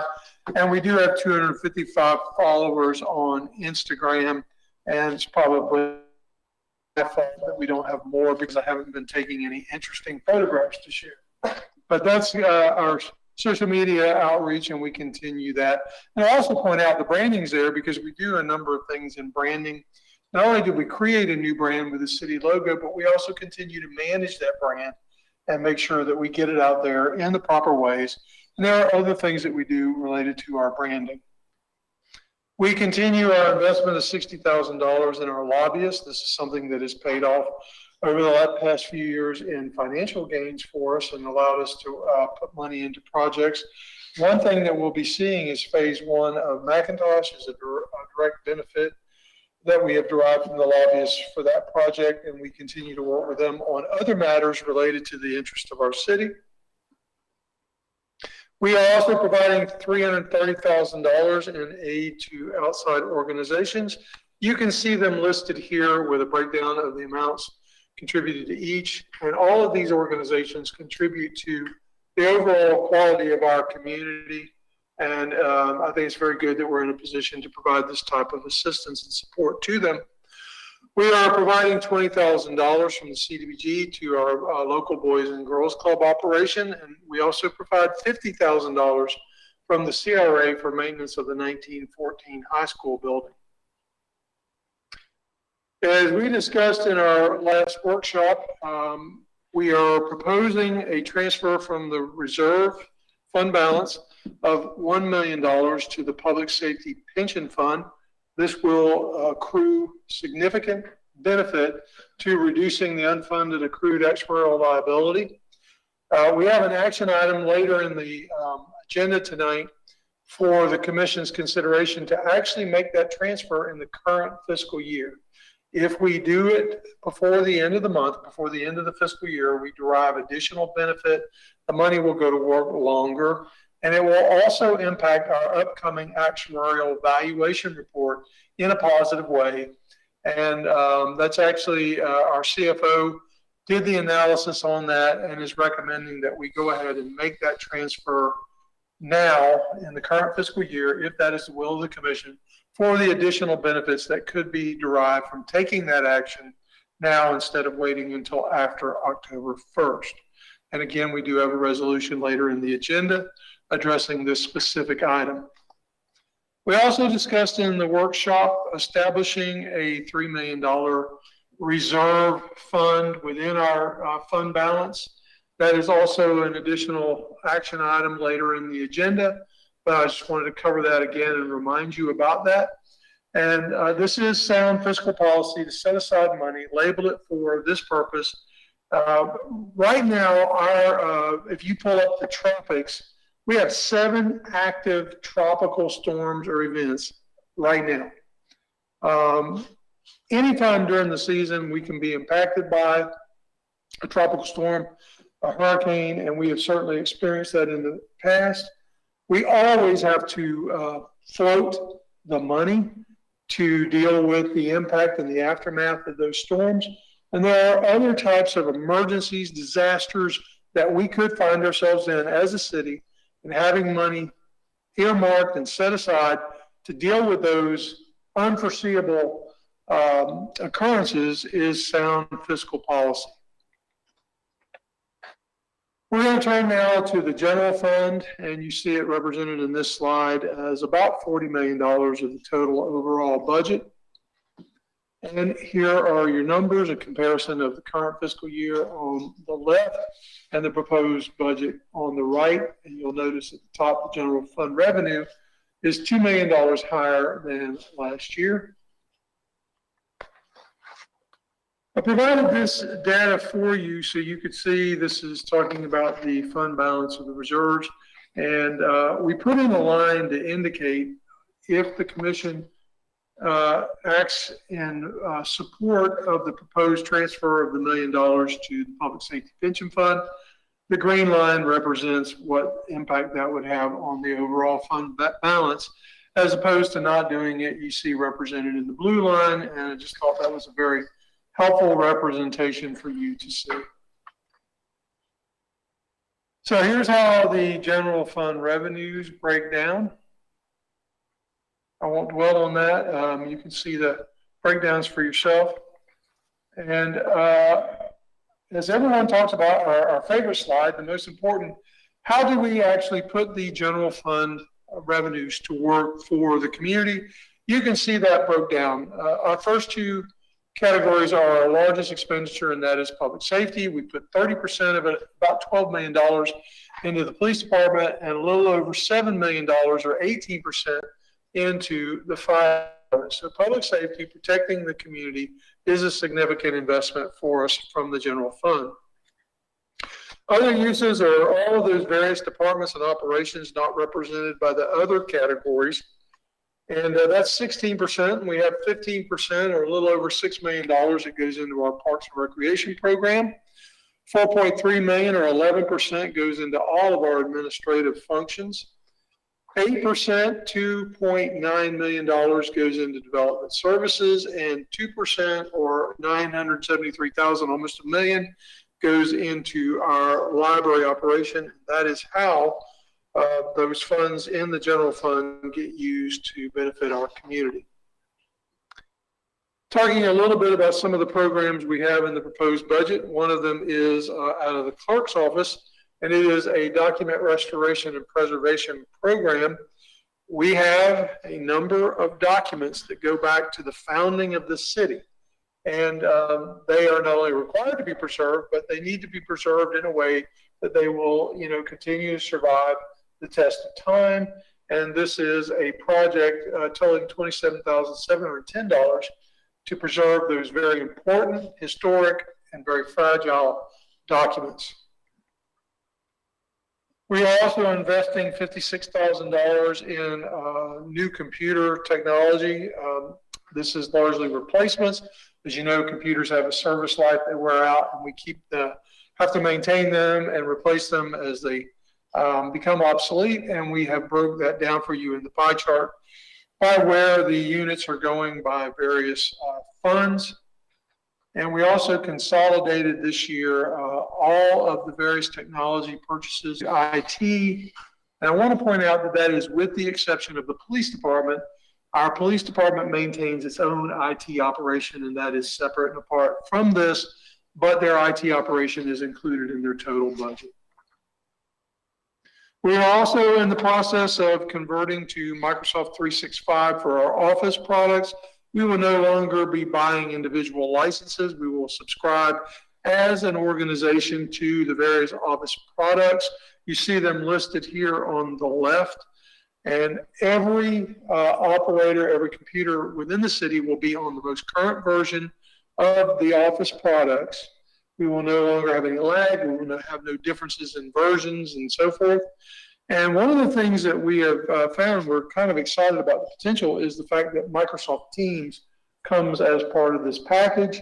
And we have been discovering quite a few benefits that Teams can actually bring to our organization. And there might actually be some offset because we were considering a separate project to come up with a project management and communications software that would allow us to keep tabs on where various projects are, who's where, who's got what, timelines and so forth. Well, Microsoft Teams actually allows for that type of collaboration, so it could very well offset a separate project. So that's one benefit that we might also derive from this as we move forward. We are also, as discussed in the workshop, moving forward with a body-worn camera pilot program in our police department. I had an update from the chief last week. They have met with two of the leading vendors in this technology and getting proposals. And we've broken down a number of the questions that need to be addressed as part of this pilot program as we move forward. What type of equipment, what policies must we implement internally to manage it and deal with the media that is created? How are we going to store it and so forth? We also are looking at any personnel requirements because there are public records demands that are created by this. And there's also the overall management of the data that you get. And then we're also looking at the overall fiscal impact. These can be extremely expensive capital investments, and then you have an ongoing investment for the data storage, archival, retrieval, and so forth. Very quickly, I'll go through a few charts. Street fund you see represented in the blue slice. I will talk more about some projects in the street fund as we move forward. The same, you see the water sewer fund represented here in the orange slice. I have some information to share on that later. And then we also have our solid waste fund represented in the yellow slice of this pie. And I will mention that one of the significant programs under that particular part of our budget is the ongoing transition from manual collection to automated collection of our solid waste. We have embarked upon phase one, as the commission is aware. We are working toward phase two, and then we have a final phase three for full implementation in fiscal year 2022 and continuing this program beyond that. The yellow arrow at the bottom represents the fact that we are also engaging in a communication strategy and program throughout the entire automation process. And our community will begin to see more and more communication from us on the transition to automation, what it means, the carts, how it's going to work, when you can expect delivery, who's in each phase. There will be a tremendous amount of communication going out, not only social media, websites and everything, but we're also planning media and presentations to be done live with neighborhood groups, civic organizations, and anyone else that's interested in putting a group together to hear about the transition to automated solid waste collection. Our stormwater fund is represented in this blue slice at $3.3 million. And in that program, we have a couple of very significant projects that we'll be moving forward with. The first one being Roseland Park. As you're aware, this is a long-standing stormwater drainage problem, and we are ready to move forward with a solution. The bids are anticipated to go out in October of this year, And we are hoping to begin construction in December. This is a fully funded project and one that we are actually very excited to move forward with because of the improvements in quality of life it means for this particular neighborhood. And as part of this, not only will they get the stormwater drainage problem fixed, but we will also be resurfacing all of the streets within Roseland Park. As you can imagine, there'll be significant tearing up and digging out of the streets to accomplish a brand new stormwater system. We are also proposing to bring street sweeping back in-house. This is currently a contracted service. As we detailed in the workshop, we believe that bringing this in-house, doing it with our own staff and leased equipment, will improve the level of service that we derive from this particular operation. The fleet fund is within our other uses category of the overall budget. And these are some of the things that we will be providing to our departments in the coming year. 12 police vehicles. There's a rear load refuse collection vehicle or truck. That is, even though we're automating, we still will be doing manual collection in downtown and some of our specialized routes. So we need a replacement truck to continue that. A new ambulance, and then the bubbles detail some of the other investments we are making in our fleet. And we have about almost a $3.8 million total investment in keeping our equipment operational and as best as it can be, because quite frankly, the staff depends on this equipment to do the job they do for the community. CDBG is also related in the other uses, and here you see some detail on how we'll be spending $444,000 in the CDBG program. Administration is $56,000 of that, $320,000 in street improvements, $20,000 to the Boys and Girls Club. Then we have almost $29,000 in general fund transfers and $20,000 for the CRA. And that is our total of $444,520 in the CDBG revenue and uses. Some detail on that. We will be doing milling and resurfacing of streets and also installing over 3,500 linear feet of sidewalks in the Madison Park and Wilson Elementary School areas. Turning to our CRA fund, there are details on the actual revenue picture with the CRA. And here we see how the various sources combine from Hillsborough County, the Port Authority, and then the city to come up with our total of $1,862,536 for the CRA. And here we've detailed uses of that revenue to benefit our city. We've already touched on the $50,000 for the 1914. $50,000 goes to the Code Enforcement Demolition Program. This is an ongoing program to eliminate slum and blight in our city. $150,000 is earmarked for our various incentive programs that are very successful in our CRA. We have $10,000 in various advertising and promotion. $90,000 pays for the dedicated police officer in our CRA. $60,000 for a dedicated code enforcement officer in the CRA. $85,000 in the maintenance of various properties in the CRA, and then $22,500 in miscellaneous expenses. Here are some of the projects that we will be doing out of the CRA, and I'll probably touch on most of these in a little more detail as we move forward. You can see them laid out here, and I will, rather than dwell here, I'll just move forward. And that brings us to some of our capital projects, and you can see the breakdown of the expenditures and so forth here, and then we'll get into a little bit of detail. Now, the map on the screen is a little bit difficult to read, but what you're looking at is we have identified the location of all the various capital improvement projects that we are taking on in the proposed budget, and we're showing you where they're located around the city. We've given you a representation of them. And over on the left is a breakdown that ties the numbers tied to the locations.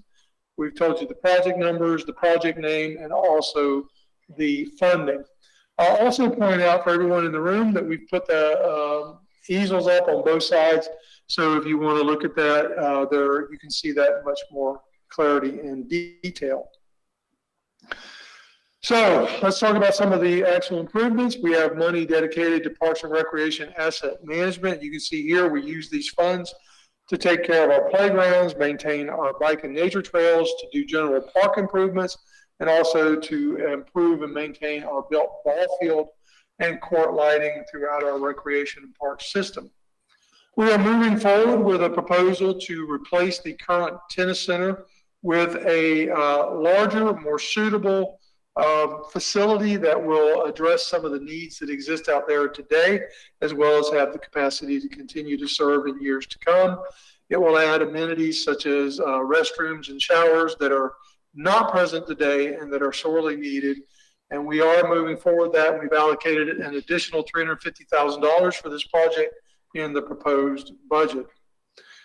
We are also setting aside $175,000 from CIT to research and move forward with some playground equipment that is to go at the Sadie Gibbs Martin Community Center. We have $165,000 set aside from the CRA to install outdoor fitness equipment at the Cooper Park walking trail. You can see this equipment going in right now at Brewer. Brewer Park has this. It is being gathered in groups, and it's basically an outdoor fitness center concept where as you go around the trail, you'll be able to go to the outdoor fitness center and get in your additional workout.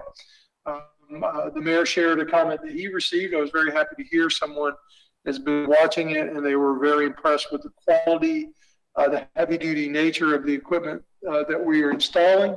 It is first-rate stuff, and I want to thank our Parks and Rec Director, Jack Holland, and his staff. They actually identified this equipment and the vendor, and I think we're going to be very happy with it, and we're looking to do the same thing over on Cooper Park. And I'm hoping that in this installation, because of the way the park is built, we might actually be able to spread it out around the walking trail and create the Heart Trail concept at that particular location. And it would give users the benefit of being able to choose, go to do Brewer one day and get the clustered fitness center, outdoor fitness center concept, or go and use Cooper and do the Heart Trail. We also have $100,000 allocated to research and design a splash park or spray park. I like to say splash park. But that is a very important project, and we need to do the design work on that. We're also committing $50,000 from the CIT to do a study to develop city-owned property on Boy Scout Pit into the first of its kind waterfront city park that would allow our residents to enjoy waterfront amenities such as fishing and kayaking. This is a relatively small lake. It's not suitable for powered boats and things, but it is great as a kayaking or canoeing lake. And that's what we are looking at developing, and we will be doing a study to determine feasibility and hopefully maybe even get a squeeze of design out of that. But that is a very interesting and important project. And again, it would open up a currently owned city property to public use and create a waterfront amenity that we do not have in our city today. We're also proposing to completely resurface the basketball and tennis courts on Dort Street. That's Baker and Dort, just west of City Hall. We have money set aside for our asset maintenance. You can see the breakdown on air conditioning and exterior window maintenance, roof maintenance. And we continue to compile these funds so that as we run into the large projects like replacing roofs, maintaining air conditioners, and so forth, we have the money set aside to do it. We also have funds dedicated to our street and traffic asset maintenance programs. That includes railroad crossing, sidewalk replacement, and our traffic management system. Of course, we are continuing our street resurfacing program, and what I'm showing you here are some of the fresh after photos where we've gone into a neighborhood and we've resurfaced these streets. You're seeing more and more of this around the city, because to date we have paved 68.4 miles or 42.8% of the city's roadways. Now that excludes any state or county roads, which are not our responsibility to maintain, that pertain strictly to the city streets. You can see the breakdown on the budget, $2 million from the general fund, $161,000 from CRA, $320,000 from CDBG, gives us a total investment of $2.5 million into paving streets in the coming year. And that's another almost 8.5 miles. And if we have a similar experience, we'll take this out to bid. The bids will come in lower than the engineer estimate, and I'll be back with an amendment to add streets for the same money, we hope. And as you all know, we also have additional funds that are being held right now from the transportation surtax. And Diane, I believe we're a little over $4.5 million on that we are holding. That money cannot be used while that is in, it's pending in the legal system right now. So we're awaiting a decision to determine the fate of that money. But I just want to mention that that is there as well. And that is not included in what we're proposing. I broke it. McIntosh Park continues to be an important project for us. And you see here some representations of what we are working on with our consultant to design and to build on the current McIntosh Park. We are working on renaming, and right now I will mention to you all that because of the nature of this, where not only do we have a public amenity on top where you have the things that are depicted in that kind of collage, but we are also doing a very important water management project underneath the park where we're looking for a way to use some of our reclaimed water, and we're looking to get into the business of injecting water back into the aquifer, do stormwater management and some other water management operations, all as a part of McIntosh. And I try to explain it simply. You'll have a beautiful wilderness wetland preserve on top with boardwalks and observation towers and so forth. And going on underneath the ground will be a major water preservation, water quality, and stormwater management project that will benefit the city for literally generations to come. And that's why McIntosh is such an important project.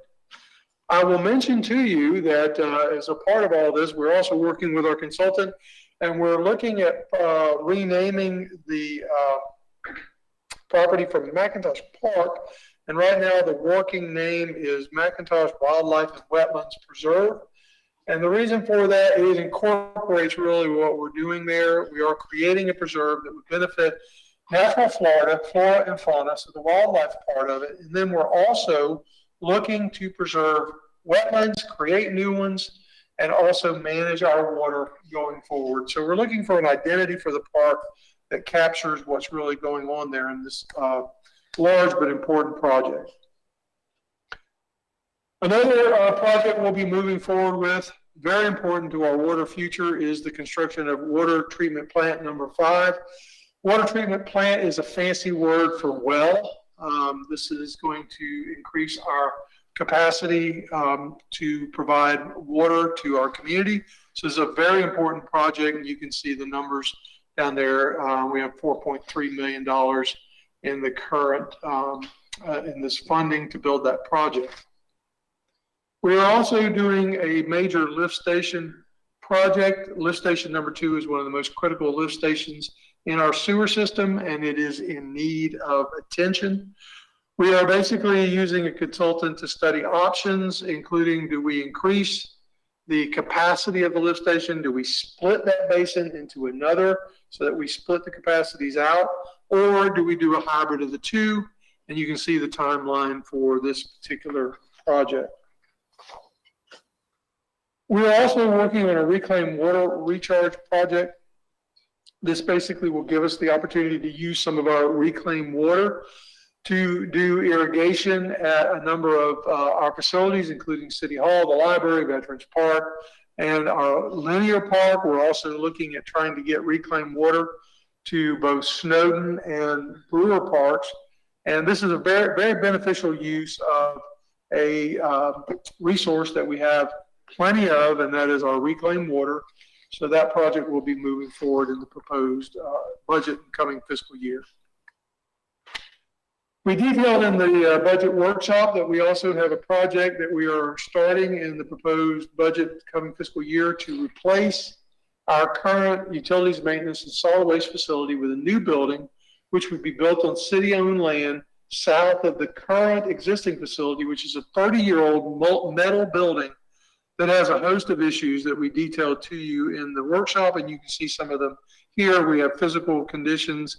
It's declining because of its age. There's deterioration, there's leaks and other penetrations of the building. We have some compliance issues because of its outdated age and construction. It doesn't meet some of the modern codes.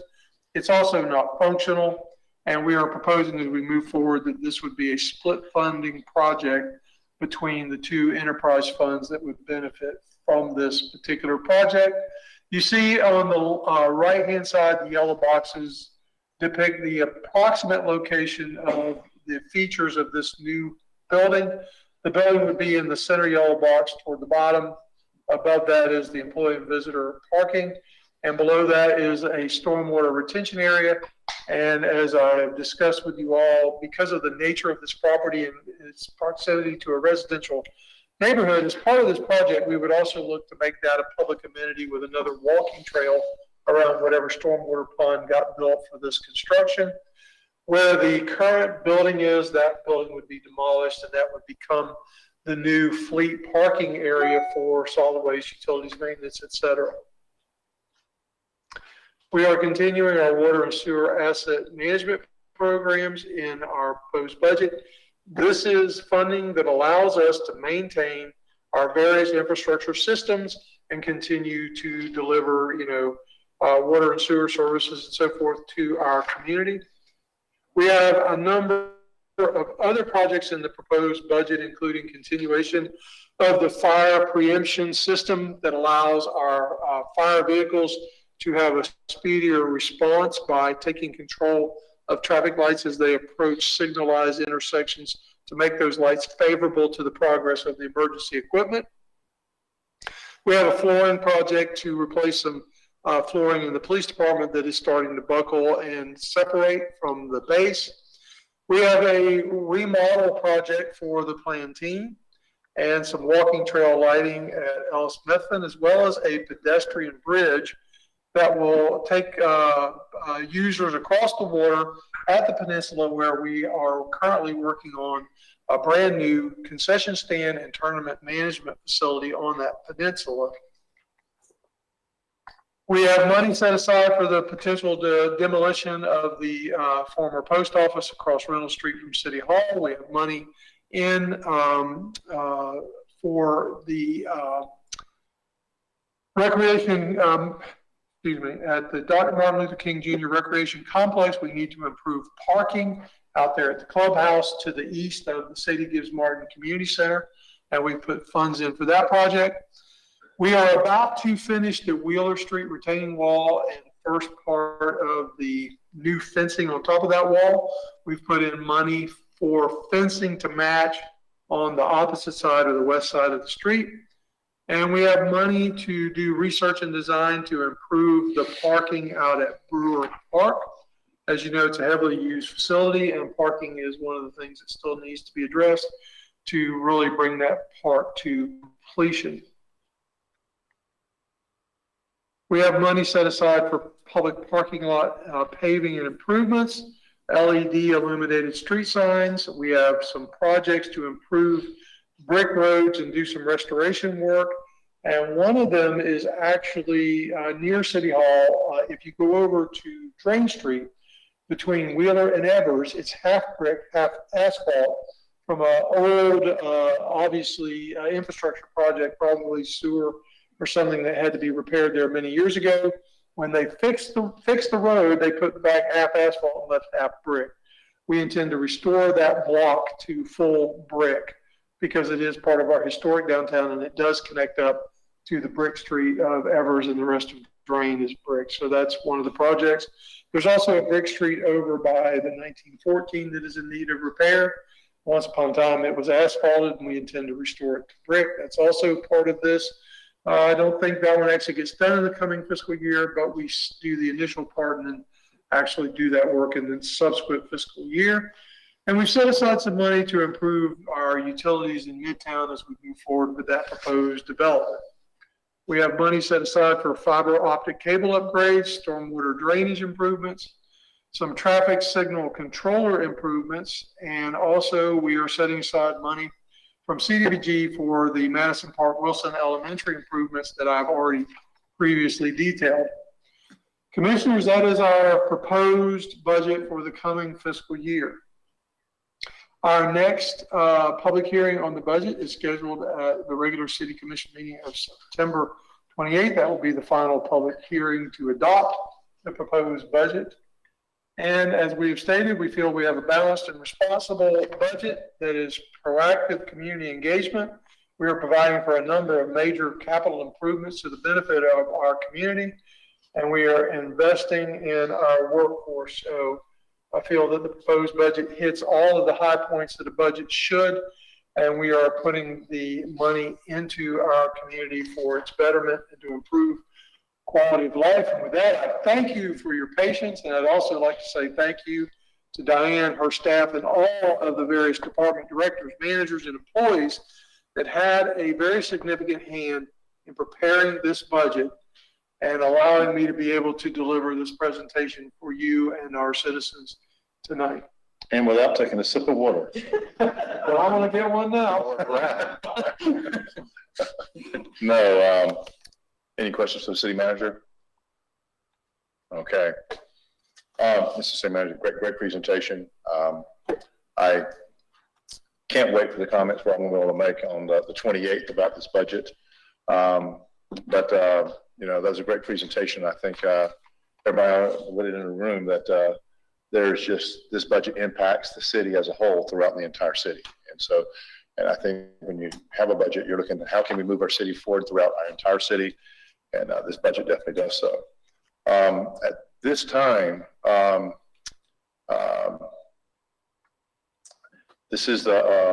currently in a public hearing for the tentative millage rate and the tentative budget. Before we open it up to the public, I'd like to ask Diane Reichert she has a statement she needs to read. Diane, thank you so much. Thank you very much. And Florida statute. great job working with the staff and putting all that together, by the way. Thank you, City sir. Manager. We do have a great team, and I appreciate that so much. The Florida statute section 200.065 requires the following announcement prior to the adoption of the millage levy resolution. The name of the taxing authority is the City of Plant City. The rollback rate is calculated by using the taxable value within the city for the calendar year 2020, exclusive of new construction, additions, and deletions, divided by the 2019 ad valorem tax revenue to calculate a millage rate which will provide the same ad valorem tax revenue for the city as was levied during the prior year. That rollback rate is 5.2846 per 1,000 valuation.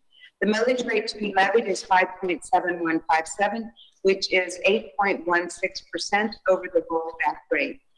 The $1,502,155 increase in ad valorem revenues in the general fund is being used to cover the increase in general fund operating costs, such as the vehicle lease, additional public safety pension contribution, and personnel costs.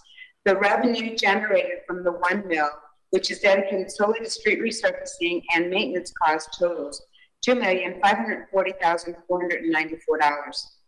The total budget for fiscal year 2021, as presented in the resolution tonight, is $94,674,285. And I want to add that by adding it to the 3%, we'll be at $94,814,360 for the record. The total taxable value is $674,204,538. Thank you very much. Commissioner, have any questions for Diane? Seeing none. Okay. This is a public hearing. In the notice for this public hearing, the public was advised to contact the clerk for those who wish to speak virtually. Those that are not in attendance tonight, at least 6 hours prior to the public hearing tonight, if anyone wishes to speak virtually. Madam Clerk, did you have anyone contact you to speak virtually? No. Thank you very much. Okay, this is a public hearing. Is there anyone in the audience like to speak on this matter as the tentative budget and the tentative millage rate? You have 3 minutes to speak. If you do come forward, please state your name and address. This is a public hearing. Would anyone like to address the commission at this time? Okay, public hearing is closed. Madam Clerk?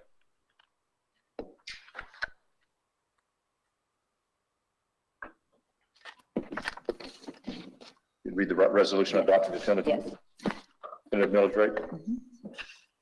This is a resolution, the City Commission of the City of Plant City, Florida, regarding the annual millage rate, adopting the tentative millage rate of the City of Plant City for the year 2020, providing for a public hearing on the final millage rate and advertising the same as required by Section 200.065 Florida statutes. This resolution adopts the tentative millage rate at 5.7157 and sets the public hearing to adopt the final millage rate on September 28, 2020 at 7:30 p.m. here at the City Commission chambers of the Nettie Berry John Municipal Building. Okay, what's the pleasure of the commission? Move for approval. Second. It's been moved in a second to adopt the tentative millage rate and setting a public hearing on the final millage rate. Any discussion? Seeing none, please place your vote. Record the vote, please. The resolution is approved with a vote of 5-0. Madam Clerk, next item. This is a resolution entitled, "A Resolution of the City Commission of the City of Plant City, Florida regarding the annual budget, adopting the tentative budget of the City of Plant City for the fiscal year beginning October 1, 2020, providing for public hearing on a final budget and advertising the same as required by Section 200.065 Florida statutes." This resolution adopts the tentative budget and sets the public hearing to adopt the final budget on September 28, 2020 at 7:30 p.m. in the City Commission chambers of the Nettie Berry John Municipal Building. Okay, what's the pleasure of the commission? Your Honor, if I may ask that we vote on the budget excluding the item for the Plant City Economic Development Corporation because I have a conflict of interest. I'm the firm that provides their accounting services. Okay. So do you want to make a motion to approve the tentative budget excluding? So moved. Okay, is there a second? Second. Okay, been moved in a second to approve the tentative budget and set a public hearing for the final budget, excluding the EDC funding. Okay. Any discussion? So now please place your vote. For the vote, please. And it's approved with a 5-0. Okay. At this time, though, we need a motion to approve the funding in the budget for the EDC. Motion to approve the funding for the EDC, Your Honor. Been moved in second. Any discussion? Seeing none? Is this a voice vote? This would be a vote. I'm guessing you're abstaining. Correct. Okay. Those for signify by saying aye. Aye. Opposed? Abstain? Abstain. Okay. It's approved with a vote of 4 yay, 0 no, and 1 abstain. Okay. Madam Clerk, next item. This is a resolution entitled, "A Resolution of the City Commission of the City of Plant City, Florida, setting a public hearing to adopt a capital improvements budget for the ensuing fiscal year and for the next 4 years thereafter." The resolution sets the public hearing to adopt the capital improvement budget on September 28, 2020 at 7:30 p.m. in the here at the City Commission chambers of the Nettie Berry John Municipal Building. Okay, what's the pleasure of the commission? Move to approve. Second, Your Honor. Moved in second. Any discussion? Seeing none, please place your vote. Record the vote, please. She had to step out. I tell you what, let's hold for a second and give Commissioner Mathis a chance to vote on this.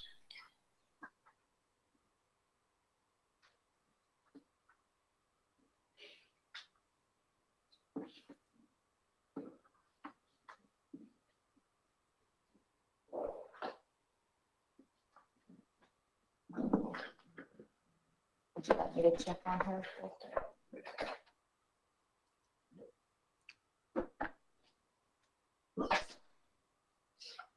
It's a good thing you came back. One of us is going to go give you mouth to mouth. So.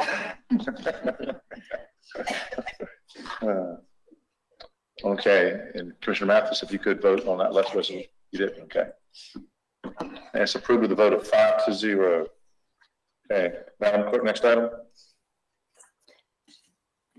This is a resolution, City Commission of the City of Plant, City of Florida, amending the amendment to the 2019-20 budget. Okay, what's the pleasure of the commission? Move to approve. Second. Moved in second. Any discussion? Who's second? Just a comment, if I may. Please. So, if memory serves correctly, for the pension funding, we always have to do whatever is required in the actuarial report. But then in the budget, we had an additional 700,000-ish. 785. Okay, on top of that, that's already in the budget, and we are now doing an additional $1 million on top of that. So I just wanted to make sure that's clear, because that's a big deal. It's huge. Yep. And the result of that will enable us to reduce the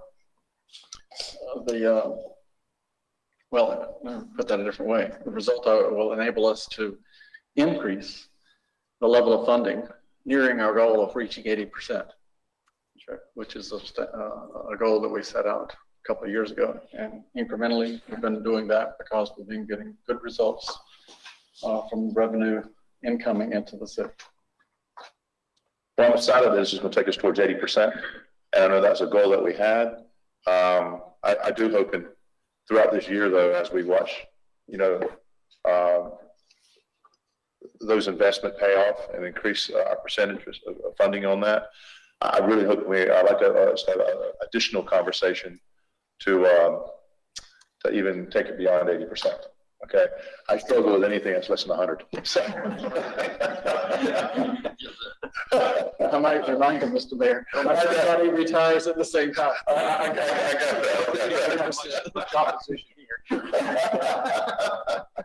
But anyhow, that'll be a great conversation for us to have. Please place your vote. Record the vote, and it's approved with a vote of 5-0. Madam Clerk, next item. A resolution of the City Commission of the City of Plant, City of Florida, establishing an emergency reserve. What's the pleasure of the commission? Move for approval, establishing a reserve. I'd second that motion. Any discussion? Seeing none, please place your vote. Record the vote. Let's approve of the vote of 5-0. That's just a good, strong, solid, fiscal responsibility there. So I'm glad to see that pass. That's great. Okay, Madam Clerk, next item. This is a public hearing on an ordinance entitled, an ordinance of the City Commission of the City of Plant, City, Florida, expanding the boundaries of North Park Isle Community Development District pursuant to Chapter 190 Florida statutes and amending the City of Plant City Ordinance Number 17-2018, providing for miscellaneous provisions and providing for an effective date.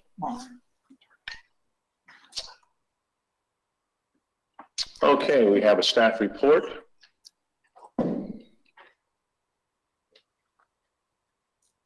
You had to wait a while to not go give a report. Well, we're glad you stuck around. Okay.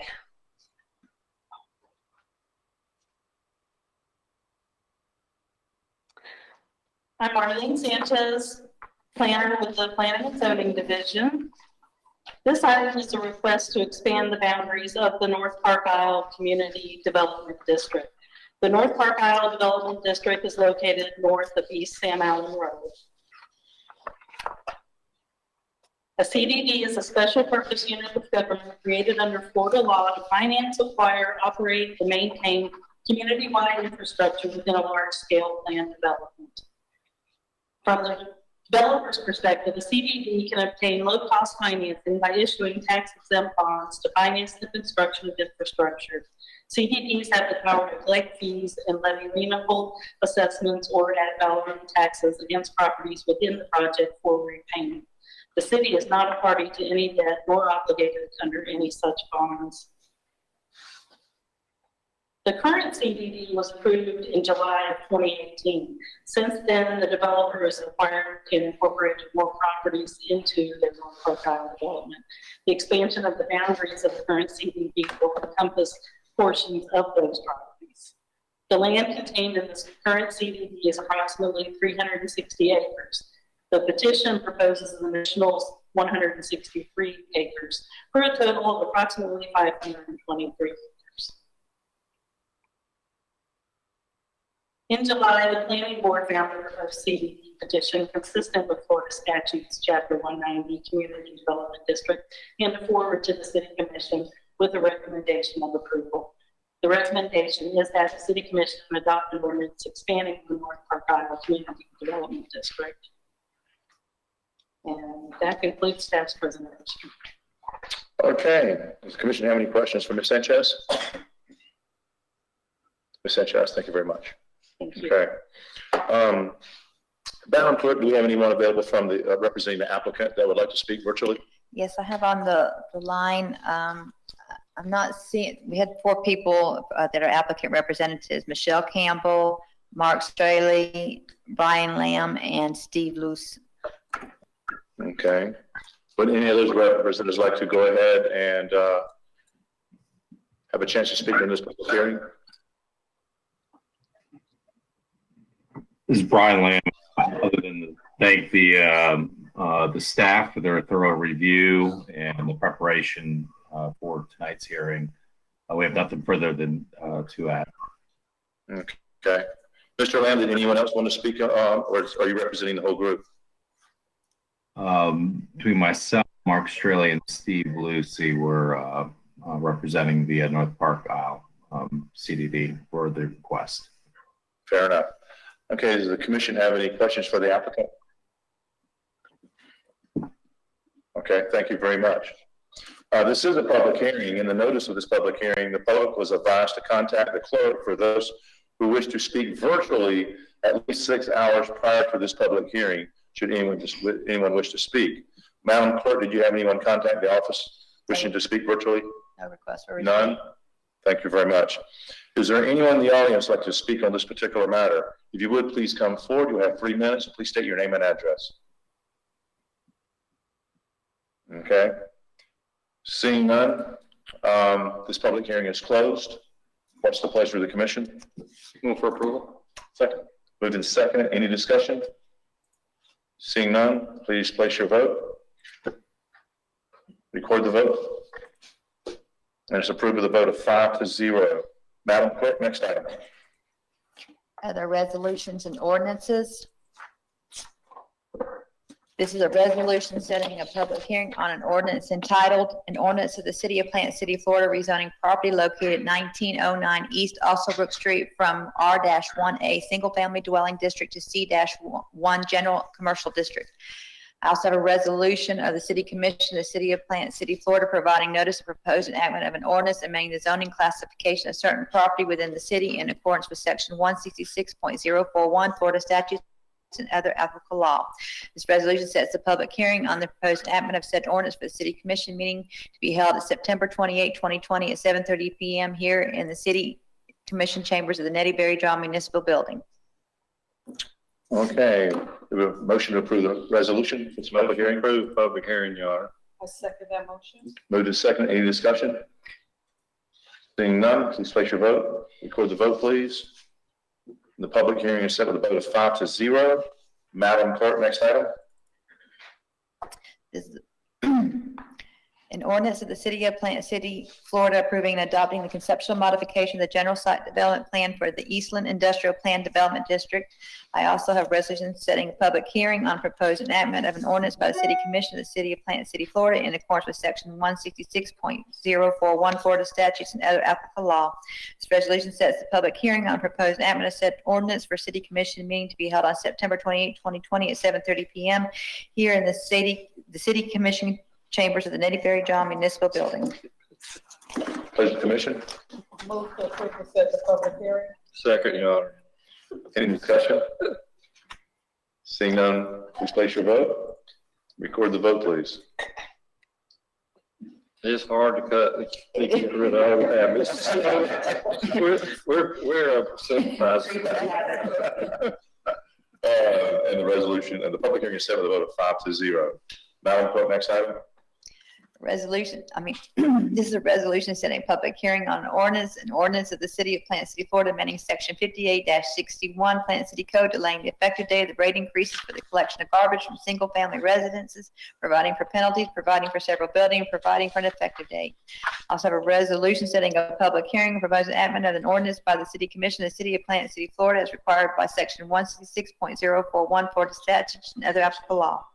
This resolution sets a public hearing and proposed enactment of said ordinance for the City Commission meeting to be held September 28 at 7:30 p.m.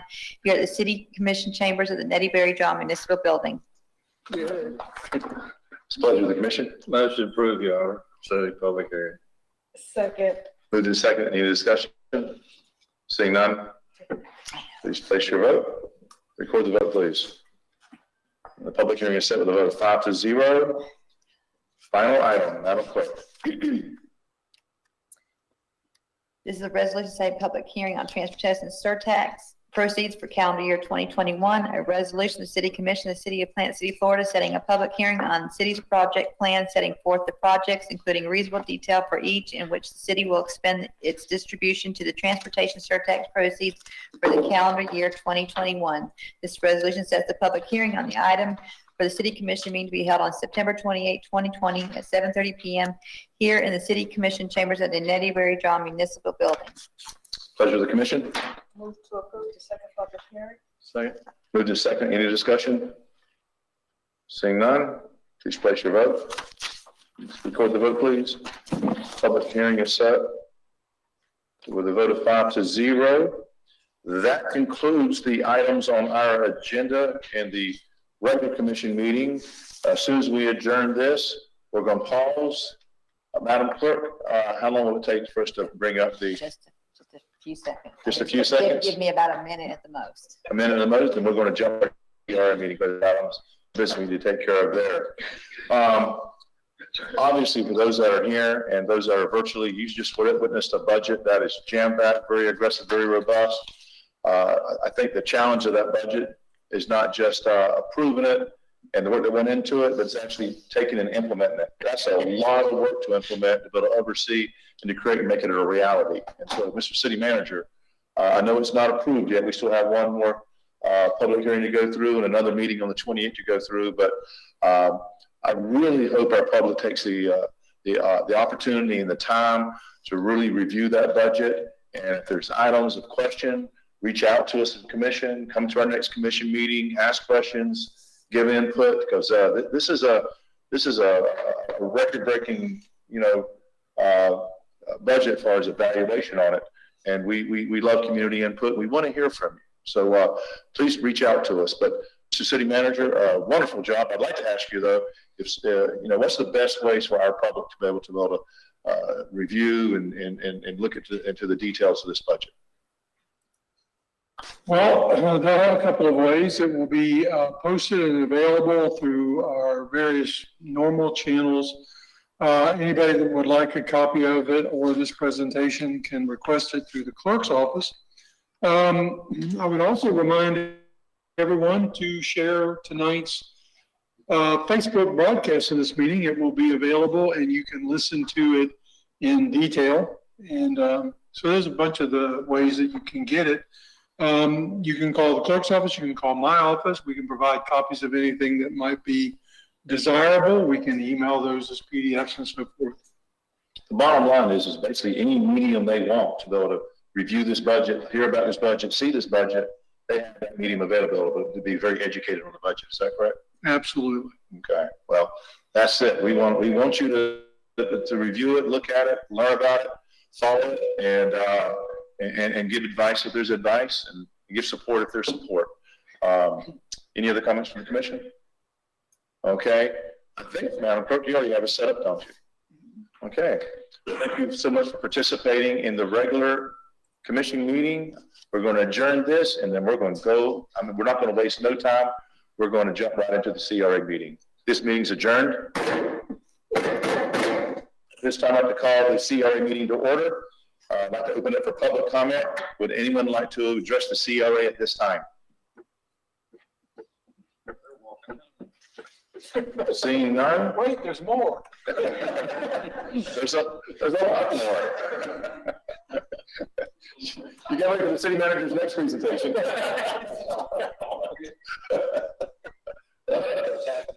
He said he could do the first one. Madam Clerk, next item for the CRA. Public comments. I've already opened the public comment, closed it. Okay. Sorry, approval of the July 9th, 2020 minutes. Most to approve the minutes as submitted, Your Honor. I second that motion. Okay, we have a motion and a second to approve the minutes from the July 9th, 2020 meeting. Any discussion? Seeing none, please place your vote. Record the vote, please. The minutes are approved. Madam Clerk, next item. Resolution approving Community Redevelopment Agency budget for fiscal year 2021. Okay, what's the pleasure of the CRA? Move to approve. Second. Been moved and second. Any discussion? Seeing none, please place your vote. Record the vote, please. And it's approved with a vote of 5-0. I'd like to open up for any other discussion. Seeing none, this meeting is over. Thank you so much for everyone's participation this evening. On that note,